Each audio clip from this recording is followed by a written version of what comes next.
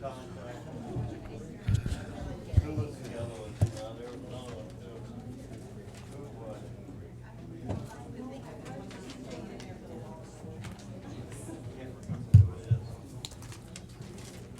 mine's just, mine's all financial, I'm just trying to pay everything off, once I do that.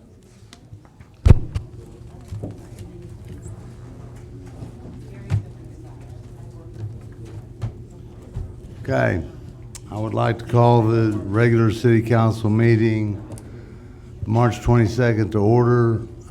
Please stand for prayer by Reverend Spalding.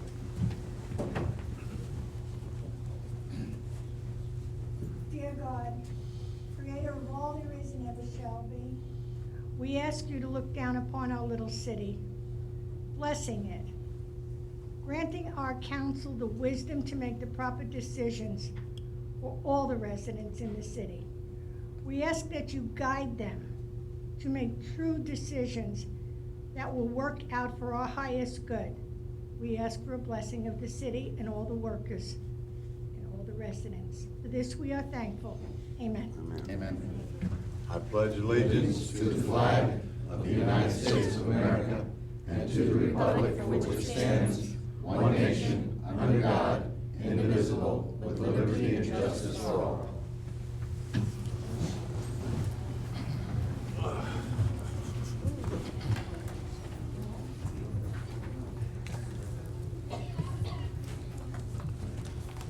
Roll call, Mrs. Shuck. Yes, sir. Mayor Dale Masson. Here. Vice Mayor Bill Colombo. Here. Councilman Steve O'Neill. Here. Councilwoman Nancy Britton. Here. Councilman Terrence Rowe. Here. City Attorney Joseph Public. Here. And City Manager Tom O'Neill. Here. Okay, we have approval of the council minutes. I want to point something out before we get into the motion, or would you like to make a motion? Oh, we can make a motion and it can be amended afterwards. Okay. Motion to approve. Second. Okay, I want to just point out, we're revisiting an issue in which Ms. Britton wanted to be sure of the cost twice. Mr. White told us that the money came from ad valorem. I'm assuming he's talking about SwiftMud. It's ad valorem, not ours. Mr. Colombo said it's coming from our utility fund, correct? Mm-hmm. Okay. Ms.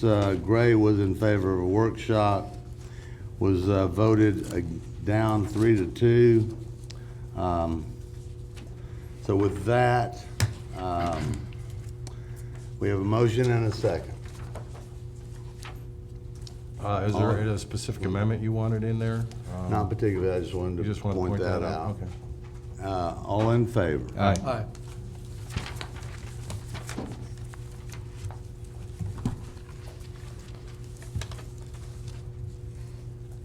The announcement from staff. I only have just a very brief announcement. The Public Works Department's been pretty busy over the last 3 working days with a pretty large water main break on Limestone. That service has been restored. They had 2 smaller breaks today in the Brown Acres subdivision, which is about 2 miles north of the city limits. Those service breaks have been repaired and service has been restored. That's it. Pat? Anything? Okay, let's go to the general public. Comments, Mr. Lord, Reverend Lord?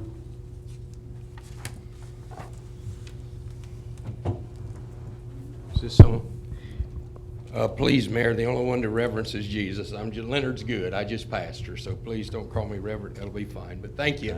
I appreciate the respect. Yeah, just wanted to share that things are in place for our Easter egg hunt in Waterfront Park. I want to thank the city for making that available. We will be meeting at the Regency of Lake Civic Center Thursday night at 6 o'clock.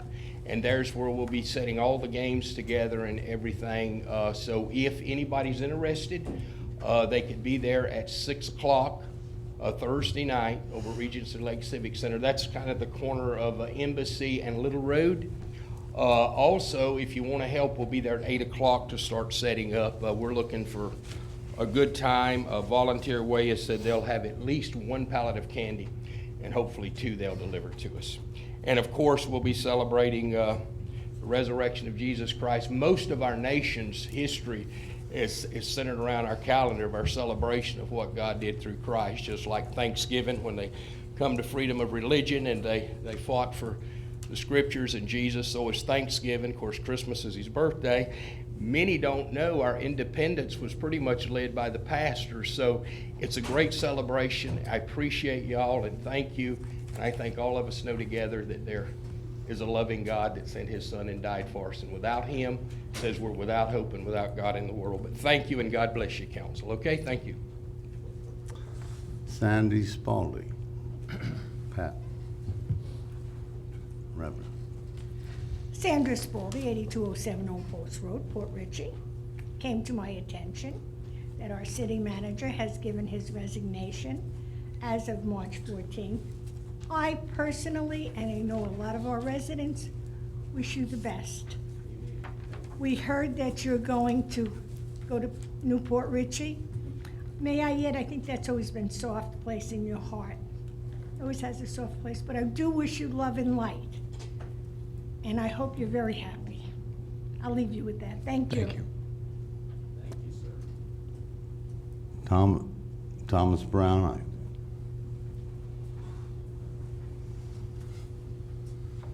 Thomas Brown, 7436 Candlelight Court. As was announced at the January 12th meeting, former council member Phyllis Gray would start her investigation as to whether Lake Cox was naturally formed or dug. The investigation was to start on January 13th. It's been 2 months. I hope that Mrs. Gray has seen the evidence at hand that the city attorney claims to have. I requested it, but have been provided none. 2 statements made by City Manager O'Neill must be looked into. He stated that prior to 1980, the lake did not exist. He also stated that in his opinion, Lake Cox is considered to be a man-made and not a natural body of water. Please take note that in his opinion, the lake is considered to be man-made. I read in the Tampa Bay Times that the Port Richey city manager will resign. City Manager O'Neill's reign has not been good. Under his management of the impound lot and the surplus city vehicles, the city lost $90,000. He issued an order to all employees to stop selling vehicles immediately, yet the selling went on for more than a year without him, the city manager, being aware of it. He did not manage his permitting department. He allowed them to issue permits to erect fences on property that the resident did not own. He allowed the city building official to write pass on the inspection sheet for a 6-foot-tall fence where city ordinance will only allow a 4-foot-tall fence. The building official also wrote on the inspection sheet, "Hold for Tom," which would make one wonder who really passed the fence erection. He embarrassed the city when he was charged with and found guilty of misdemeanor driving under the influence of alcohol. He was managing an employee that got arrested partially due to making fake driver's licenses for his friends on city-owned equipment. He was managing the utility department when there was a loss to the city of $600,000 due to uncollectible water bills. He was managing the city when one resident was given an after-the-fact permit and fined $1,700, and another resident was given an after-the-fact permit and he waived the normal $40 permit fee. Both residents had failed to get a permit for their project. He was managing the city when there was a $60,000 mistake made in the red light camera operation. Under his leadership, the Community Redevelopment Agency reserves dipped $775,000 in 2014. He suggested that the stormwater or utility funds could be tapped as a source of funds. Mr. Brown, your time's up, I'm sorry. I'll yield 3 minutes. Someone You've give me got a 3 minute. minutes. Give you a minute. I'll give you 3. He suggested that the storm water or utility funds could be tapped as a source of funds to rebuild the firehouse. He is facing an ethics complaint filed with the Florida Commission for passing out to each council member an unredacted police report that contained personal medical information. Thank you, and thank you. Okay, I have Kristen Tonkin.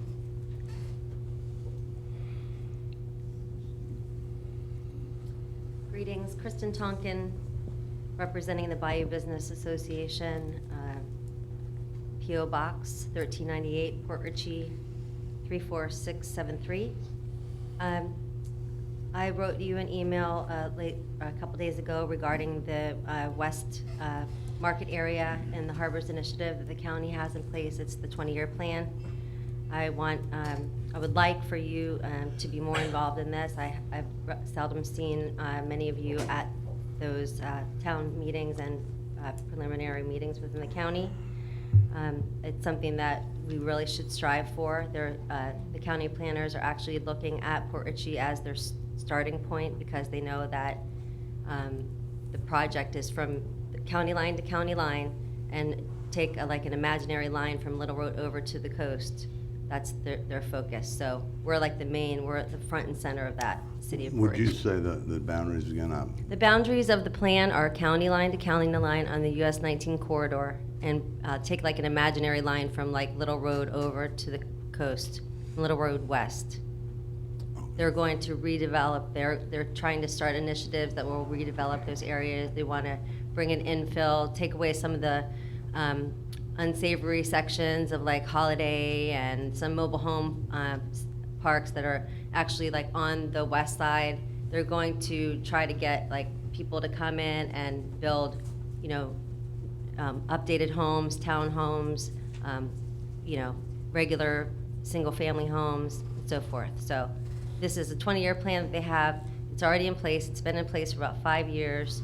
So it's not at the beginning stages, but it is developmental right now. So it's something that is encouraged. The city should be involved in.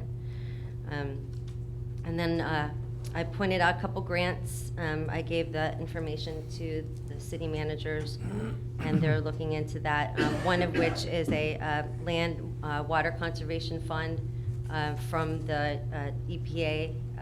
It's basically something that Ms. Britton might be interested in because the grant is acquisition for land and outdoor use. So we already have what we have. So they said if even you have something like what we have, the waterfront park, it would be encouraged to apply for this grant so that we could have the universal playground and the splash pad that we want. And then lastly, I just wanted to touch base on the discussion of the BBA and the city partnering together for the 4th of July celebration. We are still doing that. I'm reaching out to the business community, not only in the BBA, but anyone that wants to participate in providing fireworks. So we'll go 50-50 on that. I think we have like an informal handshake on, doing such a thing. I would like to bring it the day of Independence Day as a festival day.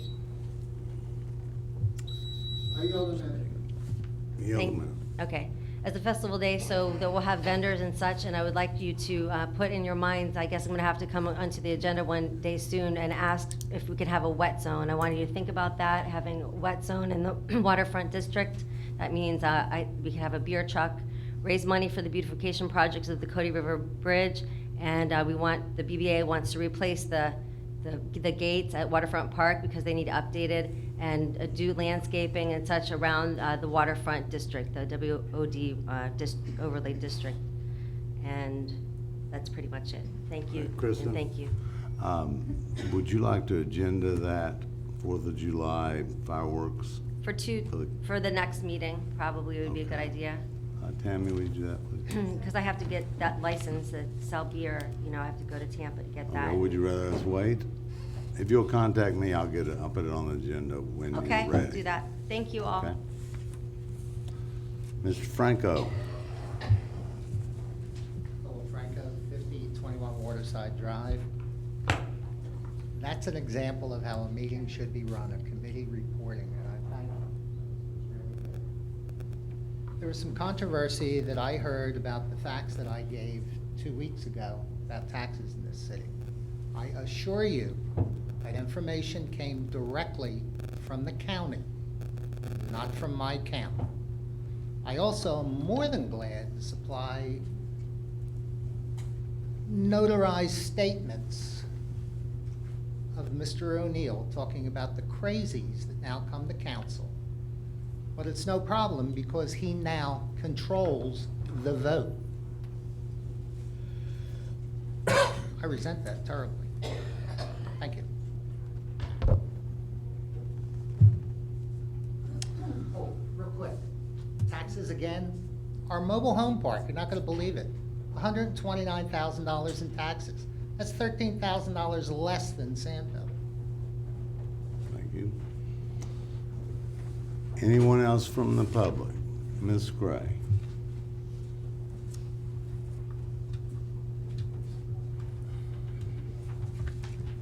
Good evening, Mr. Mayor, Council.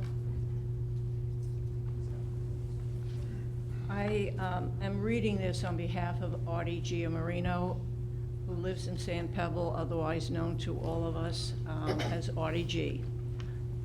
It is addressed to you, Mr. Mayor. It is for the rest of council as well. I think that I am going to go over my time, and there are people in the audience that will relinquish theirs. Phyllis Gray, San Pebble. This simply starts off with Doc, as you are well known to everybody. We have always been upfront with each other, so I'm not going to shift now. Your pink flyers and your recent email, the one you say you have no idea who you sent it to, are insulting, inaccurate, and condescending. You ridiculed Steve O'Neill, Nancy Britton, Bill Colombo, Tom O'Neill. Could you explain what email you're talking about? Mr. Artie G is here and be happy to explain. I am just reading this, sir. Okay? Ms. Gray, could you pick up the microphone? Yes, of Thank course. You can pick it up. You ridiculed Steve O'Neill, Nancy Britton, Bill Colombo, Tom O'Neill, and Chief Lovering. You even showed disrespect for our recently deceased mayor. I'd like to think that you're misinformed rather than say you're not being truthful. The Harbor Isle Pipeline project has nothing at all to do with the reclaimed water project.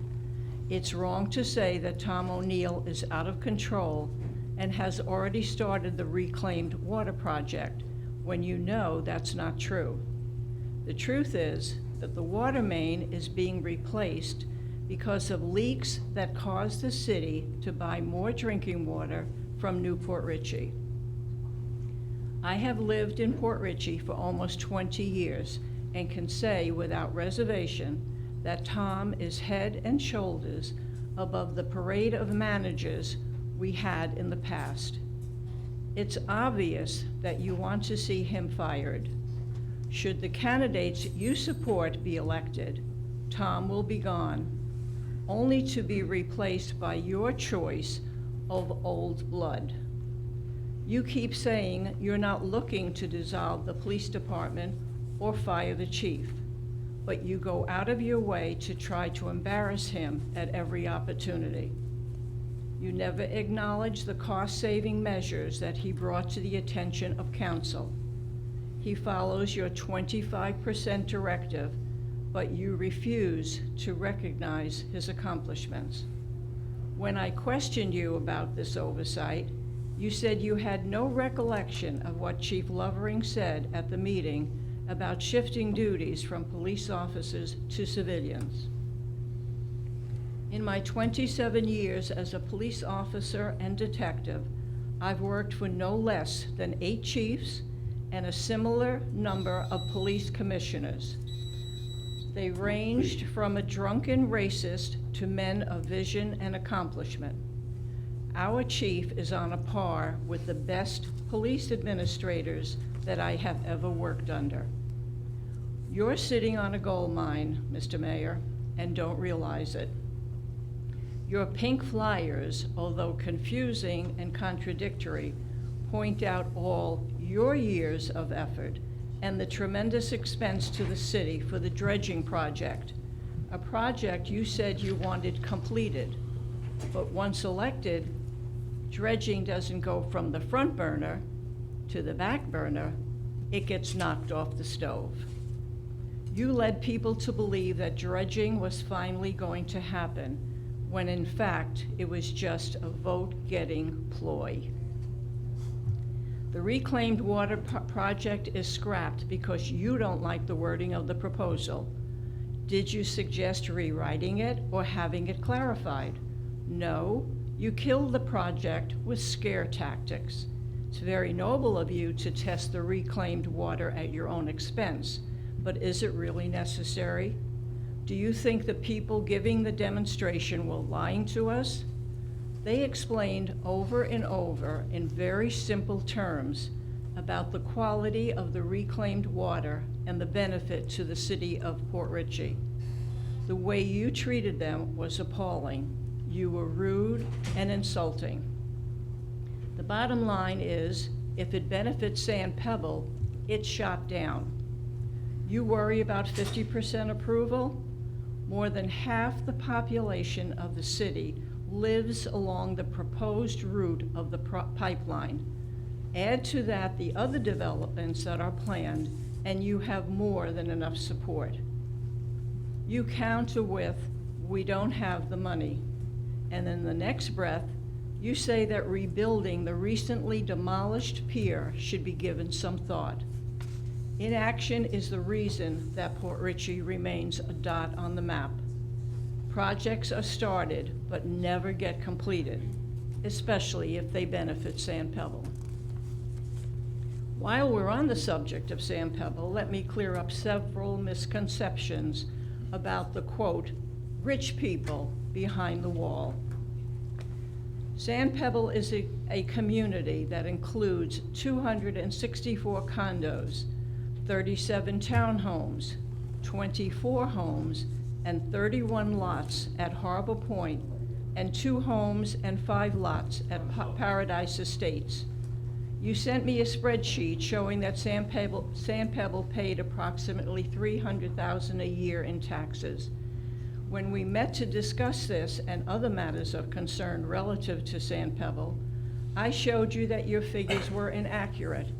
When the Sand Pebble tax roll was mentioned at the last council meeting, you knew that the figures given were identical to the incorrect ones you sent me, but you offered no clarification.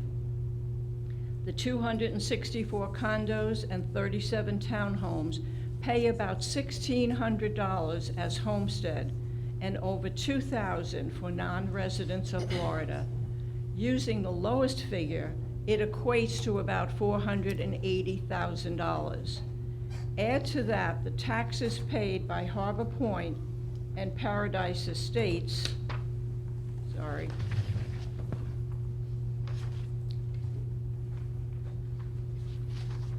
$665,408.47 to the county, with $202,856 going to the city.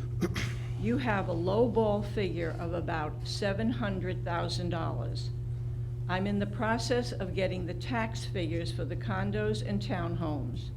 Sand Pebble, for your edification, provides lighting on its perimeter from dusk to dawn that have a twofold benefit. It enhances safe watercraft traffic on the river approach to our city and acts as a deterrent to crime. Add to that the 24-hour-a-day, 365 days a year presence of a uniformed attendant at our gated entrance, and you see why there is almost no police response required at Sand Pebble due to crime. We maintain our storm water system and pave our roads. Our boat ramp is always available for use by emergency service units of the state, county, and city.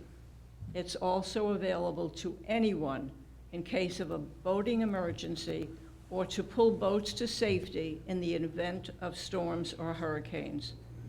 These are some of the things we provide and maintain at our own expense. I have lived in San Pebble for almost 20 years.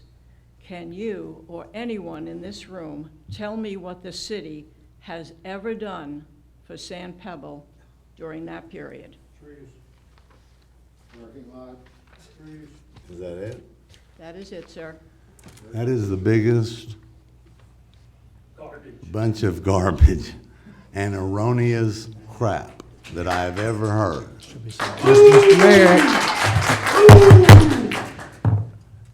Mr. Mayor, I would also call from some civility on your part too, please. On my part. Bunch of crap, and those sort of things are not. What would you like me to say, Bill? Sir, That just is say it's wrong. trash.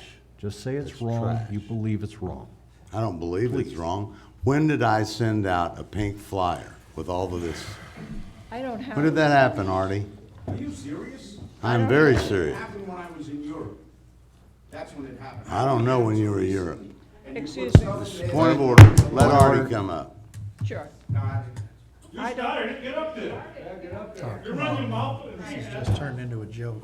Come on. It is Let's have a turning into a meeting. joke. Good control Dale, here. look, I know you well too, but this gotta stop. This nonsense. It's gotta stop. Well, let You him call read, me a somebody else can read communist, something else. really? Well, that's, we're not saying, we're just trying to. Tell me move what you along. have issues with. I have none. You It's brought not up Tell me a what you question find and is answer. incorrect. pink flyer. When, can I Yours, see your it? mailings, you sent Can I out 4 see it? flyers, did you not? I When you sent were out running for election, did you 5. not? 5. So that's Yeah. the pink flyers. And Did you trash everyone on the board? Pretty except- much. Except Terry? pretty much. And you trashed the dead mayor? We'll see how that goes. Yes. Yeah? Yes, I So sure what's did. wrong? Where are you finding the problem? Insofar as the taxes, we did it by address, and that's where we come up with the figures that contradict his. And I'm not saying that you're wrong. You don't have. you don't have- Mr. Mayor, please, this has got to stop. We can Order do this here. later, Mayor, Mr. good God. G. This is a free-for-all. Mr. G. Please, Mayor, get control. Anytime you want to call me a communist, I didn't call you a communist. oh, what was the pink? That's your Anyway, flyer let's color. let's, You know, Doc, you're in a fog. no, You're I would, definitely in a fog. all right, let's go forward. Point of order, we're done. Artie, They were your pink flyers. they You weren't made them on pink. pink paper. Has nothing to do with communism. It's just to identify the trash you sent out. They were green, my friend. Not the ones I got. Oh, boy. Well, you probably got a special edition. Okay.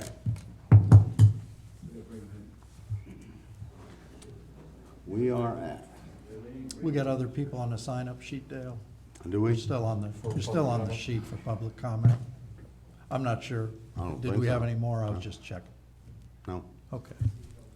Okay, we are Back to the mayor and the council. back Well, here. if you don't have anyone else, I'm sorry. I have a consent. I'm sorry. Okay, we're back. Please. I've got a few comments, but I also, we've got a lot of folks here for one of the agenda items. Mr. Mayor, I would opt that we try to move that up perhaps before we get into the second agenda item, if you would, if that's acceptable to the rest of the council. Which item are you talking about?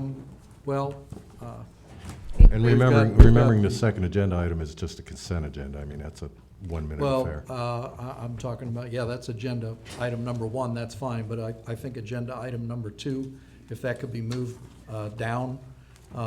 We've got agenda item number 3, the Police Department Employee of the Month. I think we could probably use a little uplifting, so why don't we, Would you like to? maybe Just moving that to- one? Yeah, that'd be fine. Okay. Everybody else okay with that? Okay. All right. Chief? Oh, did you get, I was saying we could do that, but I had a couple of things on the, council discussion. Was anybody, we should skip right through that. It'll Yeah, be we- fast. It'll be fast. I won't speak for Tom because everybody up here, I think, knows the man. And while there's been a lot of things pointed out, you know, I think most of us know him best. I'll let that speak for itself. I don't want to take long, and that could take me a while. I want to go ahead and thank the crews for the work on the water main breaks, including Limestone and Brown Acres north of our city. These folks work hard. There's been a lot of these breaks. The cleaning of the swales and the culverts, I know with the new equipment, you know, we're really trying to push to, we've had a few comments that I've received in some emails, so not now, but maybe at a you know, another council in a future meeting, if you would, you know, just talk a little bit about that. I know we're making a big effort before the season comes in with this new equipment, and I see guys out there working hard, so I want to thank them for that and keep that going. The Kristen Tonkin, I believe is she still here? She leave? Okay. She had brought up the Waterfronts Florida program, and I would ask all the council, you know, with time to follow up on that, including some of the special planning projects that are noted on there. Look and see about the Port Richey impact. I think that's important. There's a lot of information there. You got her email. There's a lot of attachments to that. I took some time to look at it. It's very impressive, as well as House Bill 955, which goes back several years in relation to waterfront restoration. The Visit Pasco, the 2016 grant cycle, this is the last thing I have. May 18th of 2016 was a deadline for special events. I'd sure like to hear that Port Richey's going to have some special events, and I know we're going to be talking about one here coming up. But this grant deadline is May 18th of 2016. I don't know if the staff gets a chance to talk with the folks in relation to some of these grant cycles. There's about $80,000 that's in this program from what I could gather. But anyway, Mayor, that's all I have. I just want to make it quick and sweet, and thank you. Mr. Colombo. The only thing I would suggest, well, probably a couple things, but nothing major. When it comes to a fireworks show, there are certain policies and procedures set out by federal, state, and NFPA, national, you know, which the chief is aware of, safety codes. It generally it's designed around the idea that there is a sponsor, and a sponsor hires a vendor or a shooter, as it were. And if we're talking about a mutual agreement with the business association, we'd have to decide who's the sponsor and who's, essentially, if they want to be the sponsor, let them go out and hire the contractor or the fireworks company. Or if we are going to be the sponsor, then we do that. But every party should have a role, and we need to decide on what that role might be. Okay, if you had a question on that, I'd be happy to answer. Do you know more about this than we do, as far as the fireworks, for sure. Can I get you to volunteer? I'll be happy to give personally. Well, I mean, the sponsor is the one that's in charge of cutting the check. I mean, it's much better. It's something like a not-for-profit like that group or the city itself. It's not unusual, like I believe Tom will tell you, Newport Richey, it's usually Main Street Newport Richey that actually sponsors it, and the city contributes to it along with contributing services to it. But they're the ones that basically organize the vendor, make sure the vendor has the proper certifications for shooting, the Coast Guard licenses that you need to shoot over water, if in fact you're shooting over water, insurance, proper liability insurance that covers both them and the city, and those are the sponsor's responsibility to make sure if they would choose to take that role. And then we could support them as they raise funds with city funds. That would be, to me, that is the way most small cities do it. Now, that's not to say that's the way New York City or, major metropolitan areas who have budgets far larger than ours do it. I can't really speak to how they do it, but that is a pretty standard way of doing things within that particular industry. So you're saying the Bayou... I'm merely saying the item's coming up for discussion, and I thought before, since we were agendaing it, I just wanted to throw out a few points of knowledge that I have on the subject that we can all keep in mind going into that next meeting, and possibly some discussion with the Bayou Association along those lines as well, between yourself or the city manager, as to how they feel about that. And I wish Kristen was still here, but she had left. She left, okay. Yeah. Well, what I would like to suggest is that maybe you, if you would, call Kristen, I don't know if they are capable of this kind of organization. Fireworks part, I know, is rather tenuous. Well, an awful lot of it is the responsibility of the shooters, you know, the company shooting the fireworks. The sponsor is just the organization, essentially, you know, the sponsor, you have to have a sponsor. And in past cases, we've been, essentially, as a city, we've been the sponsor. Okay. But, again, you know. I will go any way you want. I think it's a Again, beautiful that would be show. on the next agenda item as far as I'm concerned. Like I said, I'm just throwing out, you know, some of my knowledge of the industry, you know, so we just don't all walk into the next agenda item. Who would we go to do the fireworks show that Bill and you did? I don't know if you have any experience through, you know, Main Street, Newport Richie, or somebody over there could probably make some suggestions too. You know, and of course, Bill's, you know, is another shooter, you know. Would Bill? Oh, sure, you know, I mean, would he? Would he consider it? I don't know, you'd have to ask him. I haven't spoken to him about it. Okay. But it's his company, I essentially, have a so. lot of ideas of how we can raise some money. Right. Go ahead, Bill. Oh, no, I Steve. think that's good. I'll just make it real quick, you know, because there were matters of insurance, there were a lot of things played in. From what I got related to the emails, really trying to upscale this event to something very nice. And I think that's gonna be a good discussion for the council in trying to bring that about. You know, they were able to provide us with the lasers last time, it was something.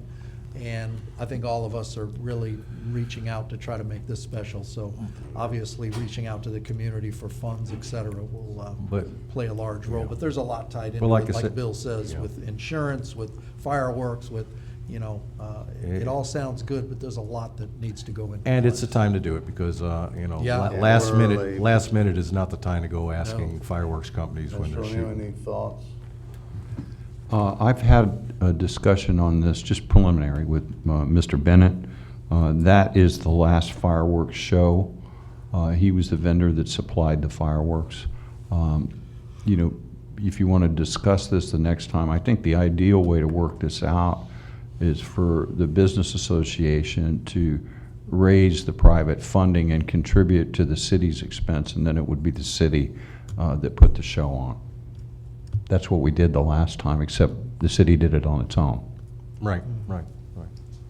Well, I've been on a frugal note, but I think that's one of the things that brings the city together.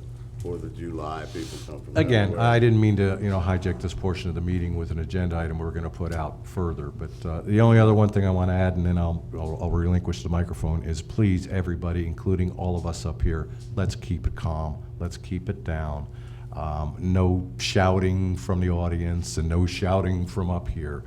We got a lot of business to do, and we're not that type of meeting. We're not a town hall meeting where everybody just gets up and starts, you know, wailing. That's just not the way it should work. Nancy? I just wanted to bring to the attention, I guess Pat and Tom, that I think it's Treadway across the street from Grand on 19 that goes into Guildhall. I've noticed in the last week and a half to 2 weeks, I've seen 2 vehicles come up, like if I'm going like back to my house from the Hess station, I've seen vehicles come up alongside of me where I've had to roll the window down and say, hey, guys, you gotta get back there because this is not one way. And if you notice that there's nothing on the street, it's kind of bare, you can't tell. I mean, if somebody's new to the area, they may not know that it's one way in and one way out.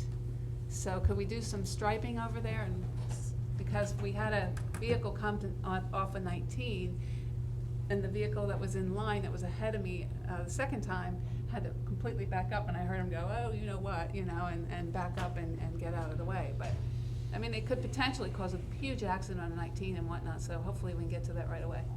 Yes, I would suggest that you authorize the staff to solicit quotations. That is actually coming up later on the agenda tonight.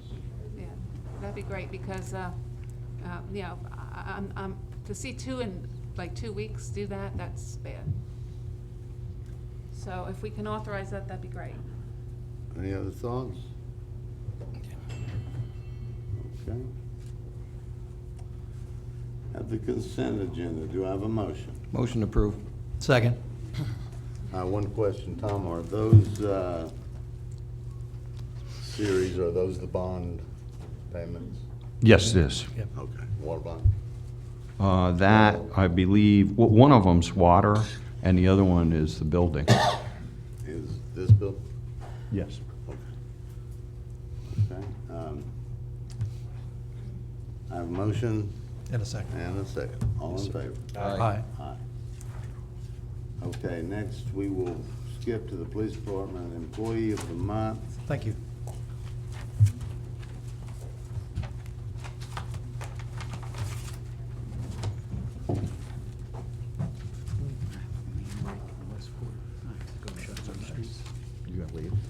Thank you for giving me this opportunity. And what we'll be presenting is the Officer of the Month for January and the Officer of the Month for February. I'll start with the Officer of the Month for January. If I can have Sergeant Kern come up here.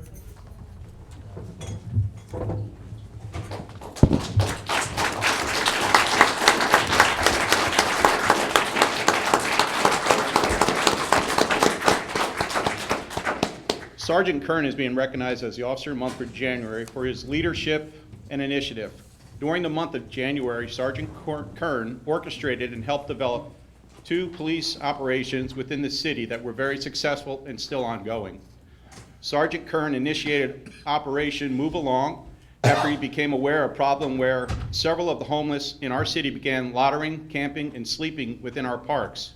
Many of the homeless began using the city parks as their personal residence and creating an atmosphere situation for citizens and their children not wanting to play in the park.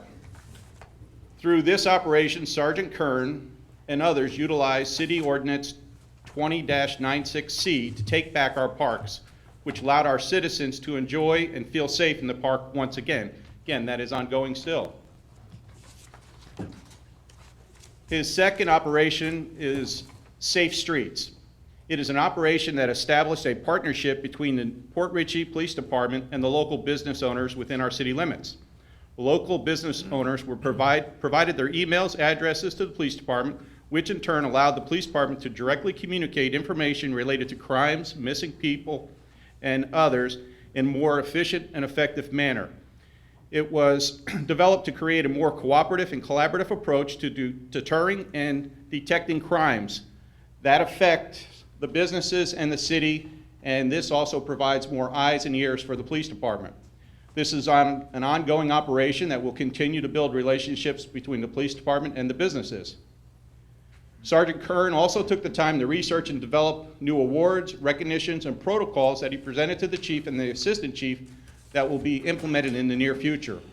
All this while being a very proactive sergeant who does not hesitate to handle calls for service, write citations, and back up his officers.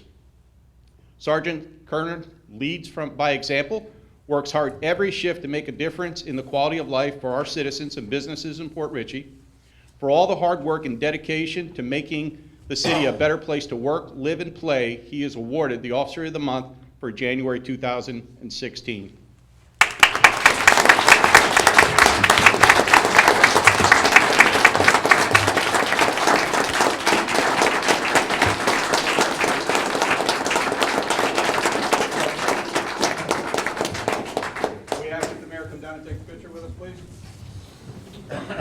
Bobby and I go back way back. Yes, sir.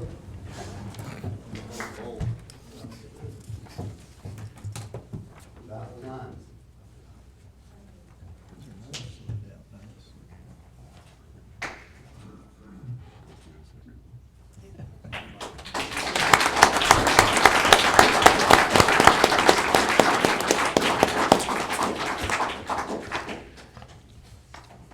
The Officer of the Month for February is Angel Russo.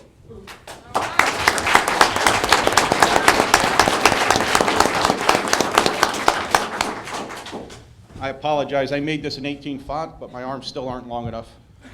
Officer Russo is being recognized as the Officer of the Month for February for her hard work, her work ethic, her commitment towards keeping the Port Richey Police Department up to date on all surrounding jurisdictions' intelligence. During the month of February, Officer Russo has continued to take part in intelligence-led policing by gathering sensitive police information from state, local agencies, and distributing this information throughout the department and the city. She is the PRPD liaison between other law enforcement agencies and has represented the department's interest in several investigation and crime-sharing intelligence. Officer Russo is devoted to making sure that her fellow officers are informed about all safety bulletins, known sex offender bulletins, wanted bulletins, cold weather shelter updates, and more. She has communicated this valuable intel to her peers 7 days a week, 24 hours a day, no matter if she's on duty or off duty. She contacts us with her cell phone. Officer Russo is dedicated to the community-oriented policing program. She has gone above and beyond the call of duty to make contact with citizens within the city. Every day she makes about 10 different citizen contacts. She has developed and helped many of the citizens with police-related and non-police-related concerns, such as helping citizens to look for their lost animals. She has used many of her contacts to check area police pet hospitals and share the information of the lost animals throughout the city to all the citizens. Her personality and willingness to listen has allowed her to build trusting relationships with many citizens who have shared sensitive narcotic-related information that have led to several investigations and a criminal arrest. Officer Russo and her zone partner, Officer Esposito, during the month of February, took it upon themselves to conduct an investigation reference to complaints of homeless individuals setting up multiple camps in the woods. They did foot patrol in the early morning hours at 6 a.m. around the areas of Limit, Ulster, across the Marine Palms, Mellet, Limestone wooded area.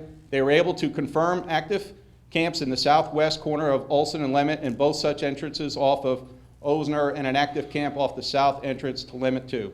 Their efforts led to the residents of these camps knowing that the police were aware of their concealment activity, and they were exiting the woods. They were not safe to be there, and they were not welcome to be there in the city of Port Richey.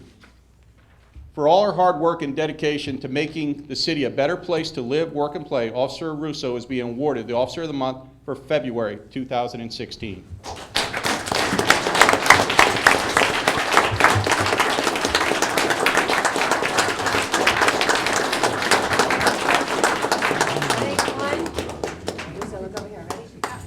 Back. 1, 2, 3. Good work on that trimmer.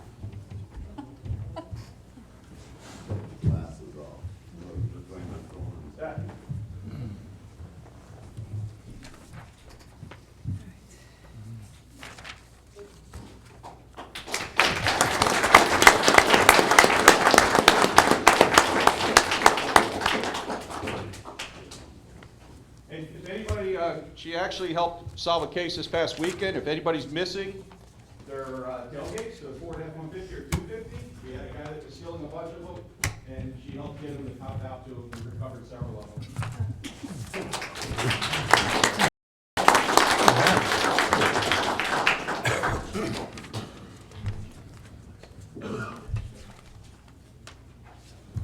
Okay, I think we're ready for agenda item number 2, Swift Mud Cooperative Fund Agreement. It's been replaced on the agenda.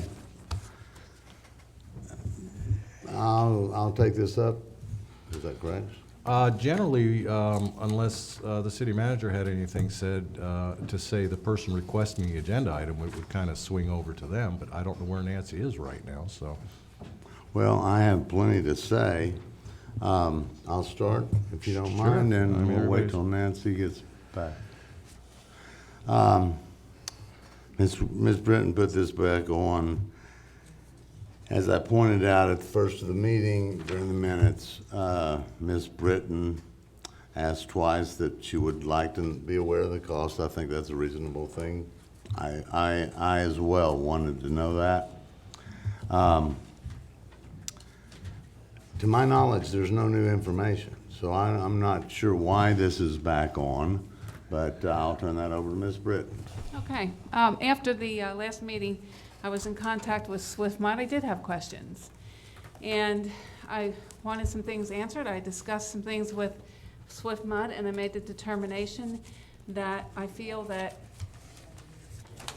I wanted to see this project go forward. I talked about it during the last meeting, but I had reservations about certain things, which I clarified with SwiftMud.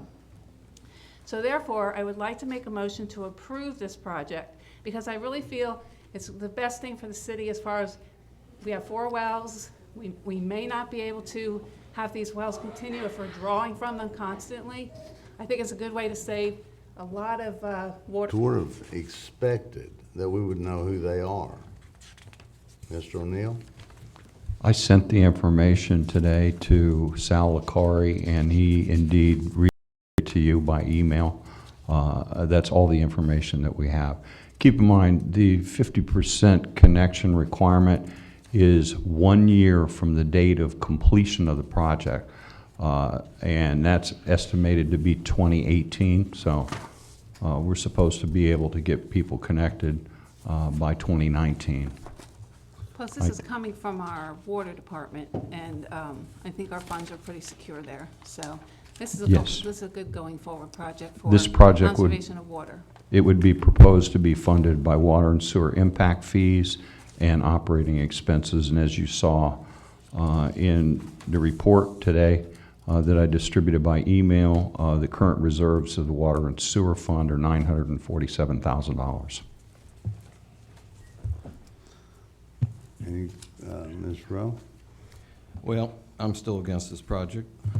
I'm against it for the same reasons I was against it before.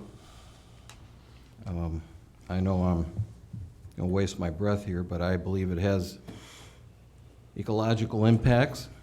We're very close to the waterway, and we've been through this, so I won't be redundant. But you know what? Maybe I will.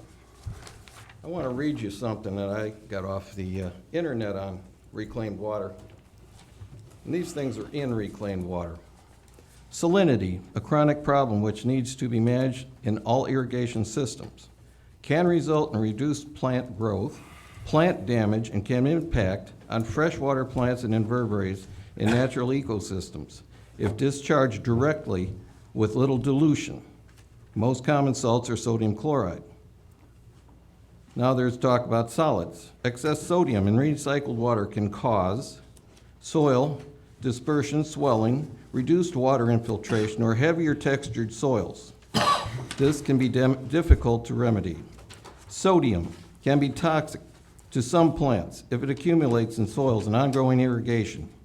More important, as a component of salinity and sodium. Chloride can be toxic to plants if sprayed directly on leaves, and it accumulates in soil. I'll second. Irritation, but is more likely important as a component of salinity. Nitrogen, mostly a benefit to cultivated plants, but can cause eutrophication, excessive nutrient levels in land and aquatic ecosystems. Chlorine residues, hydraulic loading, boron, suffocants, and the list goes on. I think anybody that lives on a waterfront community and would dangerously impact their water area where they live with something like this, I find it amazing that someone would even consider something like this close to the water. Inland, I think it's a great program. I'm going to go one step further. I'm going to try to get our elected officials in Tallahassee to try to ban this water from the waterfront. I don't think I'll get very far because it's too popular.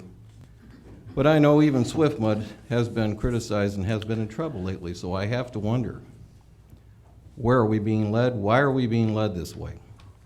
Like I say, inland, I think it's a great program, but I don't think it should be anywhere around our Gulf or our rivers, our ponds, our streams, or anything else. If it was that great of water, you'd be drinking it. Why are you making fish do it? Along with that, I think this contract is an abomination, and I ask the lawyer now that we have here. You've read this contract. Yes, sir.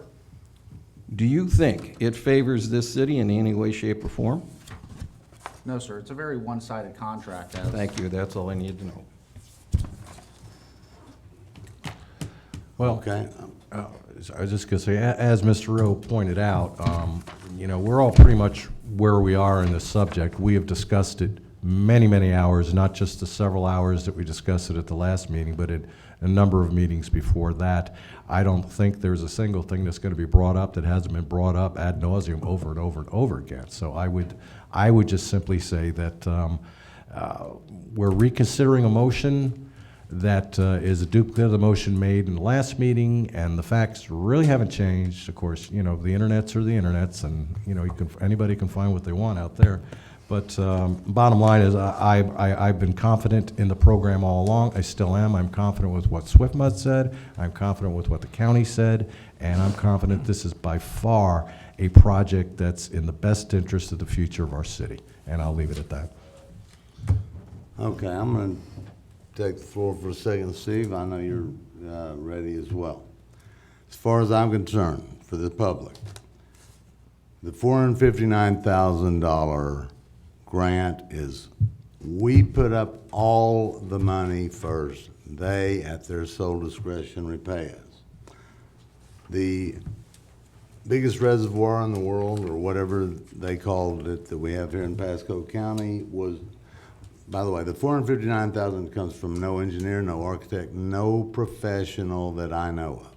It is a guess, and they said it was a guess, but they've been very much, they've dealt with many of these, and they know pretty much where it's gonna go. Guess what? That big reservoir was bid at $18 million. Final cost, $36 million, okay? So I'm supposed to sign that. I'm not gonna sign it. The vice mayor is gonna have to sign it. This contract is not for the people. I'm not against reclaimed water. I am against reclaimed water now because we don't have any money. If I go through this, it always it's the same thing. We have no control, we have no say, and we have to develop things and produce things, and I'll just jump to deliverables. I've read this more times than Mr. Public. I might even know half as much as he does. We have, this is our whole project sheet, this much of a page. Permitting, 10,000 for us and 10,000 for them. Construction, 219 for us, 219 for them. Engineering, 0. That's all I've got. Now I'm gonna sign that. We're gonna run 2 miles of pipe. We're coming from Pine Hill Road all the way down, cross 19, second bore, under 19. That's about 100,000 according to the general contractors I've talked to. Then we're gonna go up Old Post Road, we're gonna turn, we're gonna go up Bay Boulevard all the way, and if you look at that map, it says, it looks like we're going all the way out to Harbor Point, which I will put my feet down on. That map should be stopped at the private property of Sand Pebble. Not because I'm against Sand Pebble, I've never voted against Sand Pebble in all the years we've been together. That's wrong, it's wrong. So, has Sand Pebble, that'd be my first question, has Sand Pebble voted that they will put in their 8-inch line? Does anybody know that? I'm sure they'll be fine with that, because Sand Pebble's always been willing to pay for their fair share. They've never asked the city to do anything that I know of. Well, yes or no? You're willing to run the 1,500 feet from the Phyllis? Why are we going to this if we don't know that it's even gonna get to you, or who the other 119 people are, or who the 12 We've been through this. commercial. Let's just move forward. We've been No, through I this am not over moving and forward. over I want and some over answers, and Nancy. over. Yeah, We can't ask San Pablo to pay their share until you approve it. And you're talking about 1,500 feet of pipe. I'm not gonna approve something to your door until you say you want it, and you're gonna, We say we want it if you haven't approved it. If you do that's it- somebody else, I don't know, there's no If you sense. do it and you stop at the gate and we say we don't want it, what loss is it to you? What loss is, this is our city. We ran a whole lot of pipe there if you don't want And it. you ran it up Bay Boulevard. Why don't you come up, Mr. G? You're gonna run it Well, up it Bay doesn't, Boulevard. it doesn't with people stop on there, each it side. goes past in Harbor Point. No, it doesn't. Yes, I it mean, does. It's supposed Look at the to map. for some sweetheart deal. Come on, Mr. G, I wanna hear your. Talking about the map is here, so. The map we is can right reference there, the so the map. citizens can see. We're running public, we're using public money to run through private property. Not that. No one asked you to pay for it. No one asked the city to pay for it. Well, You're gonna run it up Bay Boulevard in front of all the homes of the citizens that live there. Right. If you stop at the gate, where's the loss?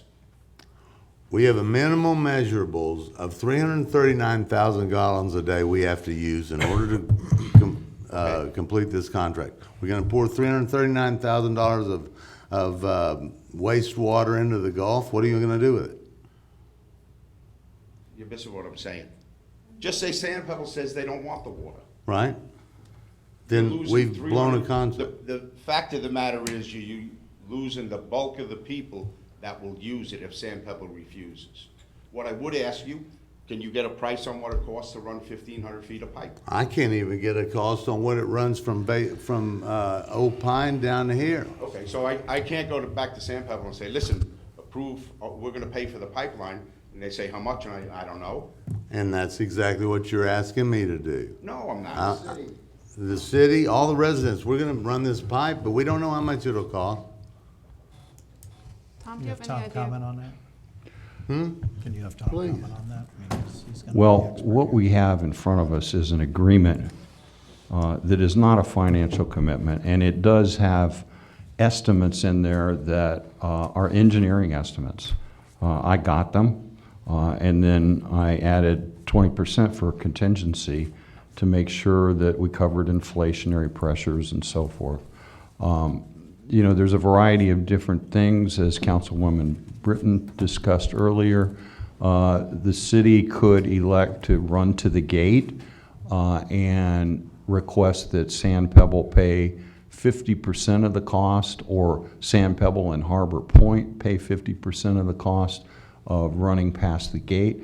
That would be economically very attractive to Sand Pebble and to Harbor Point because, as I've mentioned to a few folks, Sand Pebble alone purchased 7.5 million gallons of irrigation water last year that is your drinking water. So I think all the information has been out there. You know, if you don't want reclaimed water, if you're along the route, you don't have to have it. But there's a number of bona fide users. The connections don't need to be secured until a year after the project completion, which is estimated at 2018. And SwiftMud has already documented to us that they're very flexible with deadlines and extensions. So during the construction, Sand Pebble can pay, while Swiftwood's in there, to have the lines bored, they pay 50%, SwiftMud covers the other 50%?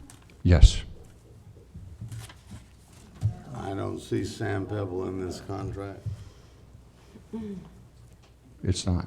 It's between the city and Southwest Florida Water Management So we District. must have a contract between Sand Pebble if they're gonna. Now, all of those decisions are going to be made by the city council in the future. Again, Mr. Mayor, all these details can be beaten to death. Now, Sand Pebble, not because I have any connection with Sand Pebble, no matter how we structure this, Sand Pebble is gonna save a boatload of money on irrigation. That's all there is to it. There is no single development, and of course, we'll put it in our code, I assume, that future developments will be required to use this. But there is no single development that would not jump on this in a New York City minute. because it just makes so much financial sense.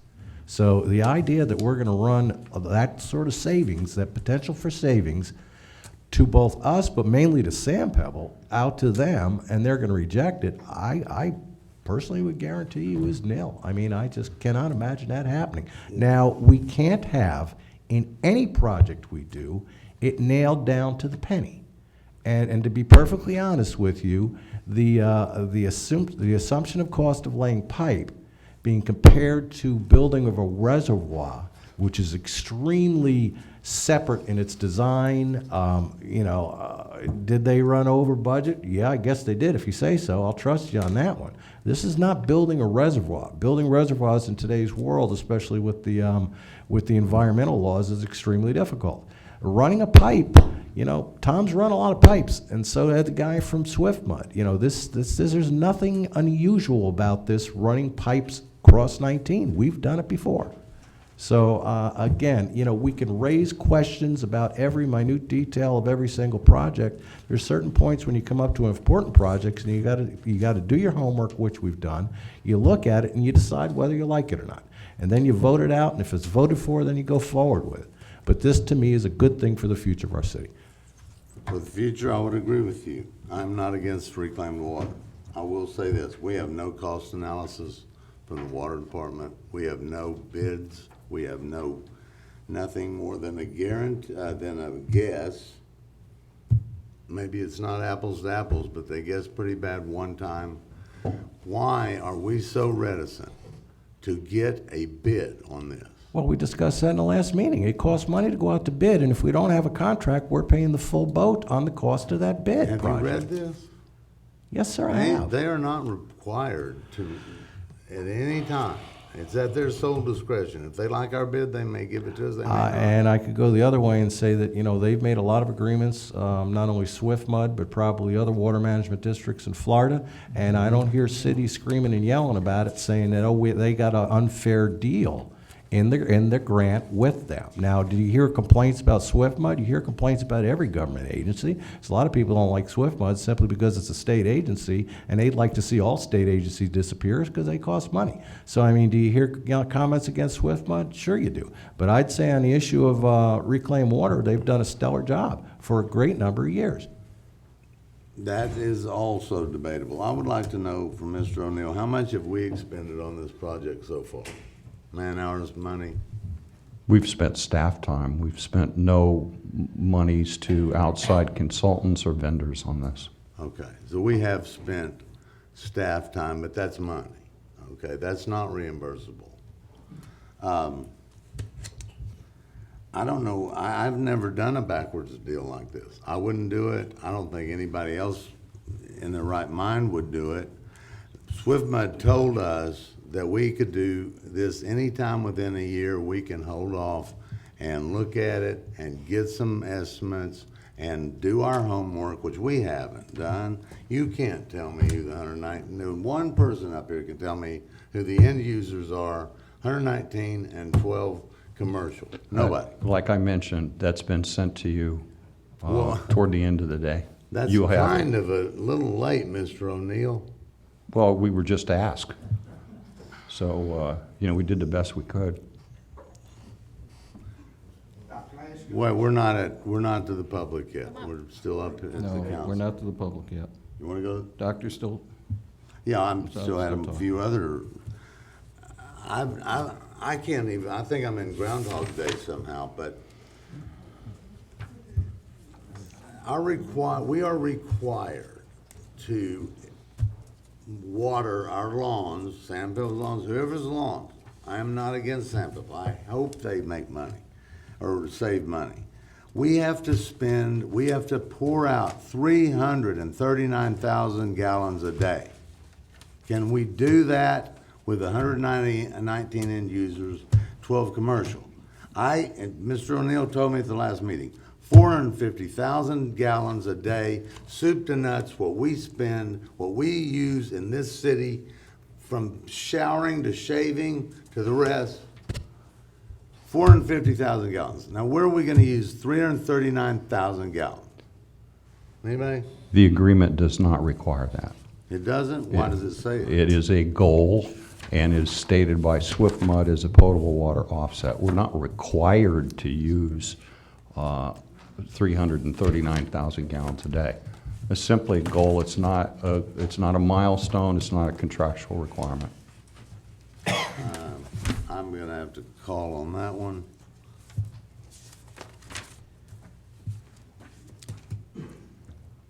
Has anybody else looked at this contract? Yes, sir. Do you remember seeing 300.339 million gallons? I remember the figure, yes, sir. Okay. Mr. Public, can you help me find that part? Yes, sir, it's in Exhibit A, second paragraph in Exhibit A, which I believe is the last, I think it's the last page. Oh, no, it's not the last page, it's the third to the last page, sir. Is it in the exhibits? Yes, sir. Okay, here's our measurable benefit. Utilization of 330.339 million or 339,000 gallons per day of reclaimed water in the northern county, blah, blah. It's also mentioned back here. It's part of our duties to fulfill if I sign this contract. And I'm not gonna sign it. So if Bill's still around, he can sign it. I believe it's in here. And again, Mr. Public, Yes, sir. I'm looking for another reference to it, sir.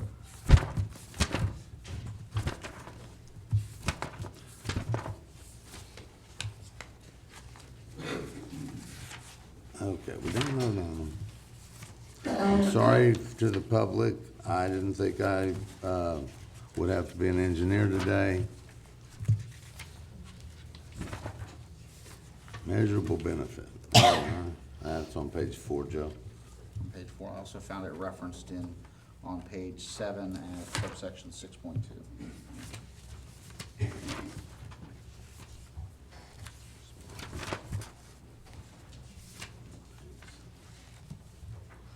Okay. The cooperator, that's us, shall adopt rate structures for water customers in our service area. That's cost. Cooperator provides. The cooperator will provide a copy of such rate structures to the district prior to the cooperator's first request for reimbursement. I missed this. We've already done that, so we don't have any work to do with regard to that. And again, the measurable benefit. What is that? What is the cost structure? We have a water conservation tiered rate structure now that the council adopted in October of 2013 that satisfies that contractual requirement. Again, and I won't say anything more on this, the 339,000 gallons a day is a measurable benefit. It is not an obligation. So it's the amount of water that could be used for public access irrigation under the terms of this agreement. It is not an obligation.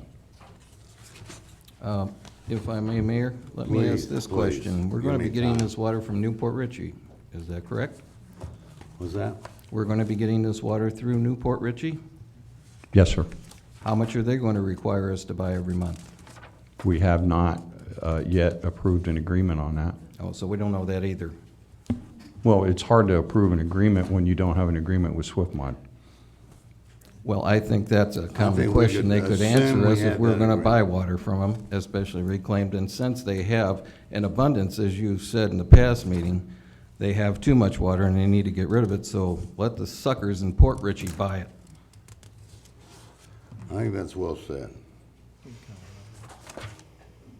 You? Well, we don't have exact figures as well on how much less we would purchase.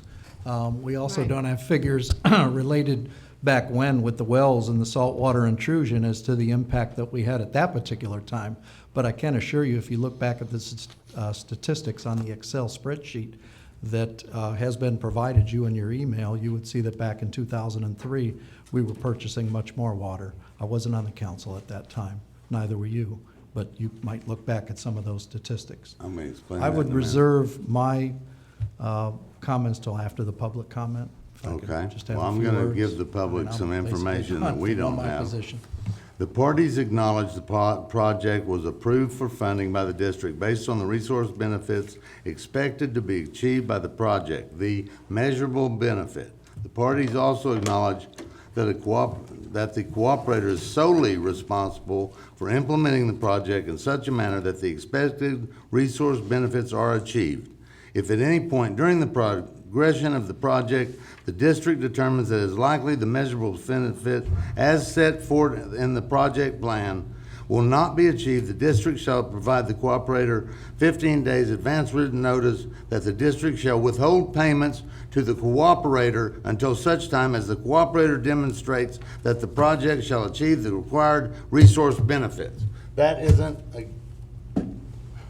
I rest. All right. I rest, we can go to the public. To the public. May I? Mr. G. You're gonna have to bear with me. Does the city supplement payment for the water we get from Newport, Richie? Or is that the consumer that pays for the water we get? I think that we mark it up and you get it. Okay, so now with the reclaimed water. Is that correct? I'm not a waterman. Okay, with the Yes. reclaimed water, it's gonna be a definite savings. Just say it costs us $1 a gallon for regular water, and it costs 10 cents a gallon for the reclaimed water. Charge us 50 cents a gallon. Let San Pebble pay a surcharge for use of that water, because it'll still be much cheaper than we're paying to water our lawns with drinking water. And that could be used to pay toward the project. Now, I would like to help the entire public understand this water thing. Every year, we will never not be buying water from Newport Richey, never. We have to have, let's say a hurricane hits our wells, we have a take or pay contract. We decide how much we can get by with in the event of a catastrophe, and we sign a contract. If we don't have that contract and something happens, you will be without water. So, the right thing to do, which I haven't been involved yet, but I'm gonna get involved, is to sign the take or pay. Say it's 300,000 gallons a day, whatever it is.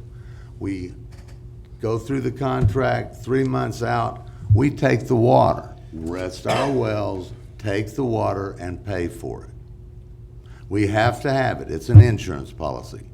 We can leave it there, that would be pretty stupid. So we wait until the end, we think we're there, take their water, rest our wells. That's that answer, okay? I am not against San Pebble, Artie. I don't know how you got that. But this is not a good contract. SwiftMud has told us that we can wait 6 months, a year, we can get some, just give me the real numbers. Okay, but that's not my question. Okay. My question is this. Do we know how much it costs a gallon for this recycled water? Any idea? No, that would be negotiated directly with Newport Richey. It'll be very low, Right, we do know it's gonna be much less than the drinking water.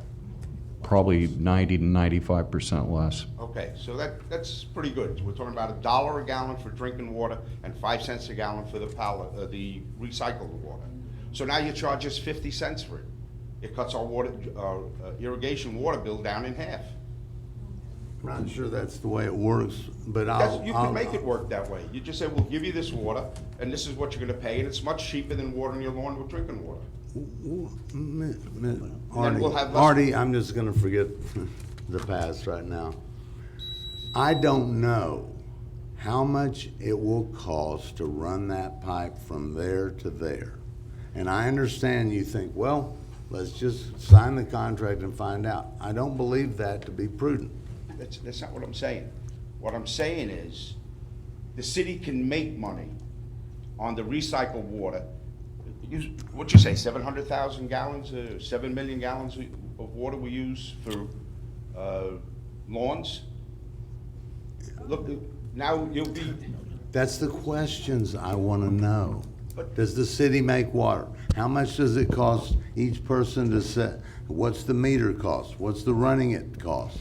We have no information, none. How can I tell I'm Ms. just not Spalding, getting you across can to you get the clearly. water? You could charge us more for the recycled water, and it'll be less than the drinking water, The city will make money. It'll pay for our end of the pipeline or portion of the pipeline. I don't see how that's not clear. I don't see why that isn't done before we sign this contract. Well, We should know. that's the opinions. We should, again, are we gonna stay with the talk? And, we're getting away from the format that we've used in the past. And look, Artie lives in my neighborhood. I just want folks to be able to address. It shouldn't be a question answer. That's not how we've operated these meetings for the 10 years I've been here. Well, I know, but there's a new sheriff, and I'm gonna answer their question. Well, so, Would you like to- sir, no, that is the Now I way it is. understand. That is Mr. the Winton, way it would you is like in to the speak? code. Michael Winton, 5514 Bay Boulevard. I am not interested in putting pipe in the ground or reclaimed water until we get all the facts. There's two ways of getting the facts. We pay for it ourselves, whip out the $35,000, or we ask the county to pay for half of it. Ask. That's the way I see it. They already said they would do this. We could walk out and say, I don't want to do it, it's going to cost us too much on the end. As far as the pipe past Sand Pebble Gate, not to defend anyone, but I think that money for the $250,000 from Swift Mud comes from ad valorem taxes. It has already been paid by me and Nancy and my neighbor here, Terry, and my neighbor Doc, and my neighbors here. So were those people out there at Sand Pebble. They also paid ad valorem taxes, and the rest of it's going to come out of a restricted fund in utilities. And the same bunch of us paid for that. We're not giving them doo-doo squat that they didn't already pay for. Let's quit arguing about, we either want to let the county pay half, or we want to pay for all of the information, and we're going to sit up there, and that's the time to say, we don't want it. Everybody here can say, we don't want it, and then we'll go on about our business. That's the time to say it. Right now, we should be saying, let the county pay half. But as far as the ad valorem taxes, and as far as the money in the restricted fund of the utilities, that came from us, every one of you and every one of these people here. That's already our money. There's no going across the gate out there or any other, not in front of my house or your house or Terry's house or Nancy's. It's already been paid for. Thank you. Anybody else in the public? Mr. Brown? Oh, sorry. Thomas Brown, 7436 Candlelight Court. At the last meeting, the representative from Swift Mud stated that the reclaimed water was used by many golf courses because it's high in nutrients and it's good for the grass and the shrubbery. And then Mr. O'Neill announced that it's extremely low in nutrients and won't hurt the bay or the Gulf. So somebody's not telling the truth. So both ways, eh? Anybody else? Ms. Spalding? Sandra Spalding, 82070 Post Road. Hello? I don't know about this contract. It hasn't been let out to the public that we could all read it. As far as estimates go, how many times have we had estimates?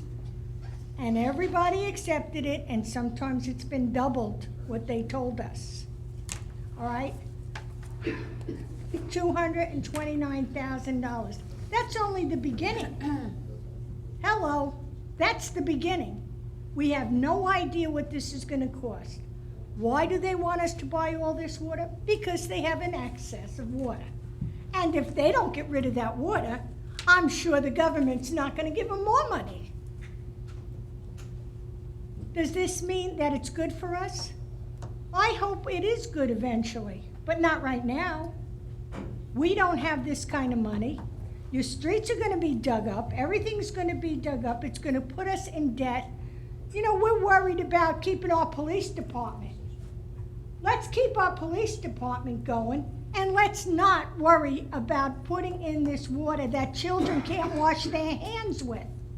Now, people from Sand Pebble, all of the city, you have grandchildren or great-grandchildren. You show me a kid that's not gonna run under a sprinkler. You show me a kid that's not gonna do that. Now, if they can't wash their hands with it, I'm sure they can't get it over their whole body. Wait, let this recycled water, let them work with it. Let them get it where it's safer for us. And what about our fish, our waters? You know, this written contract, if our mayor doesn't want to sign it, it's not good. Now, Mr. Winton says, you know, sign it and then get the estimates and don't do it. Once you sign a contract, it's signed. And most of you have been in business, you know that. Maybe you get 72 hours to get out of it, but they're not going to give you half of the money for all these estimates in writing. We have nothing in writing on estimates. We don't know how much the water's going to cost. We don't know if you have to refilter it. We don't know anything. And we're going to buy from Newport Richey? Now, our wells we own. There's the difference. We own our wells.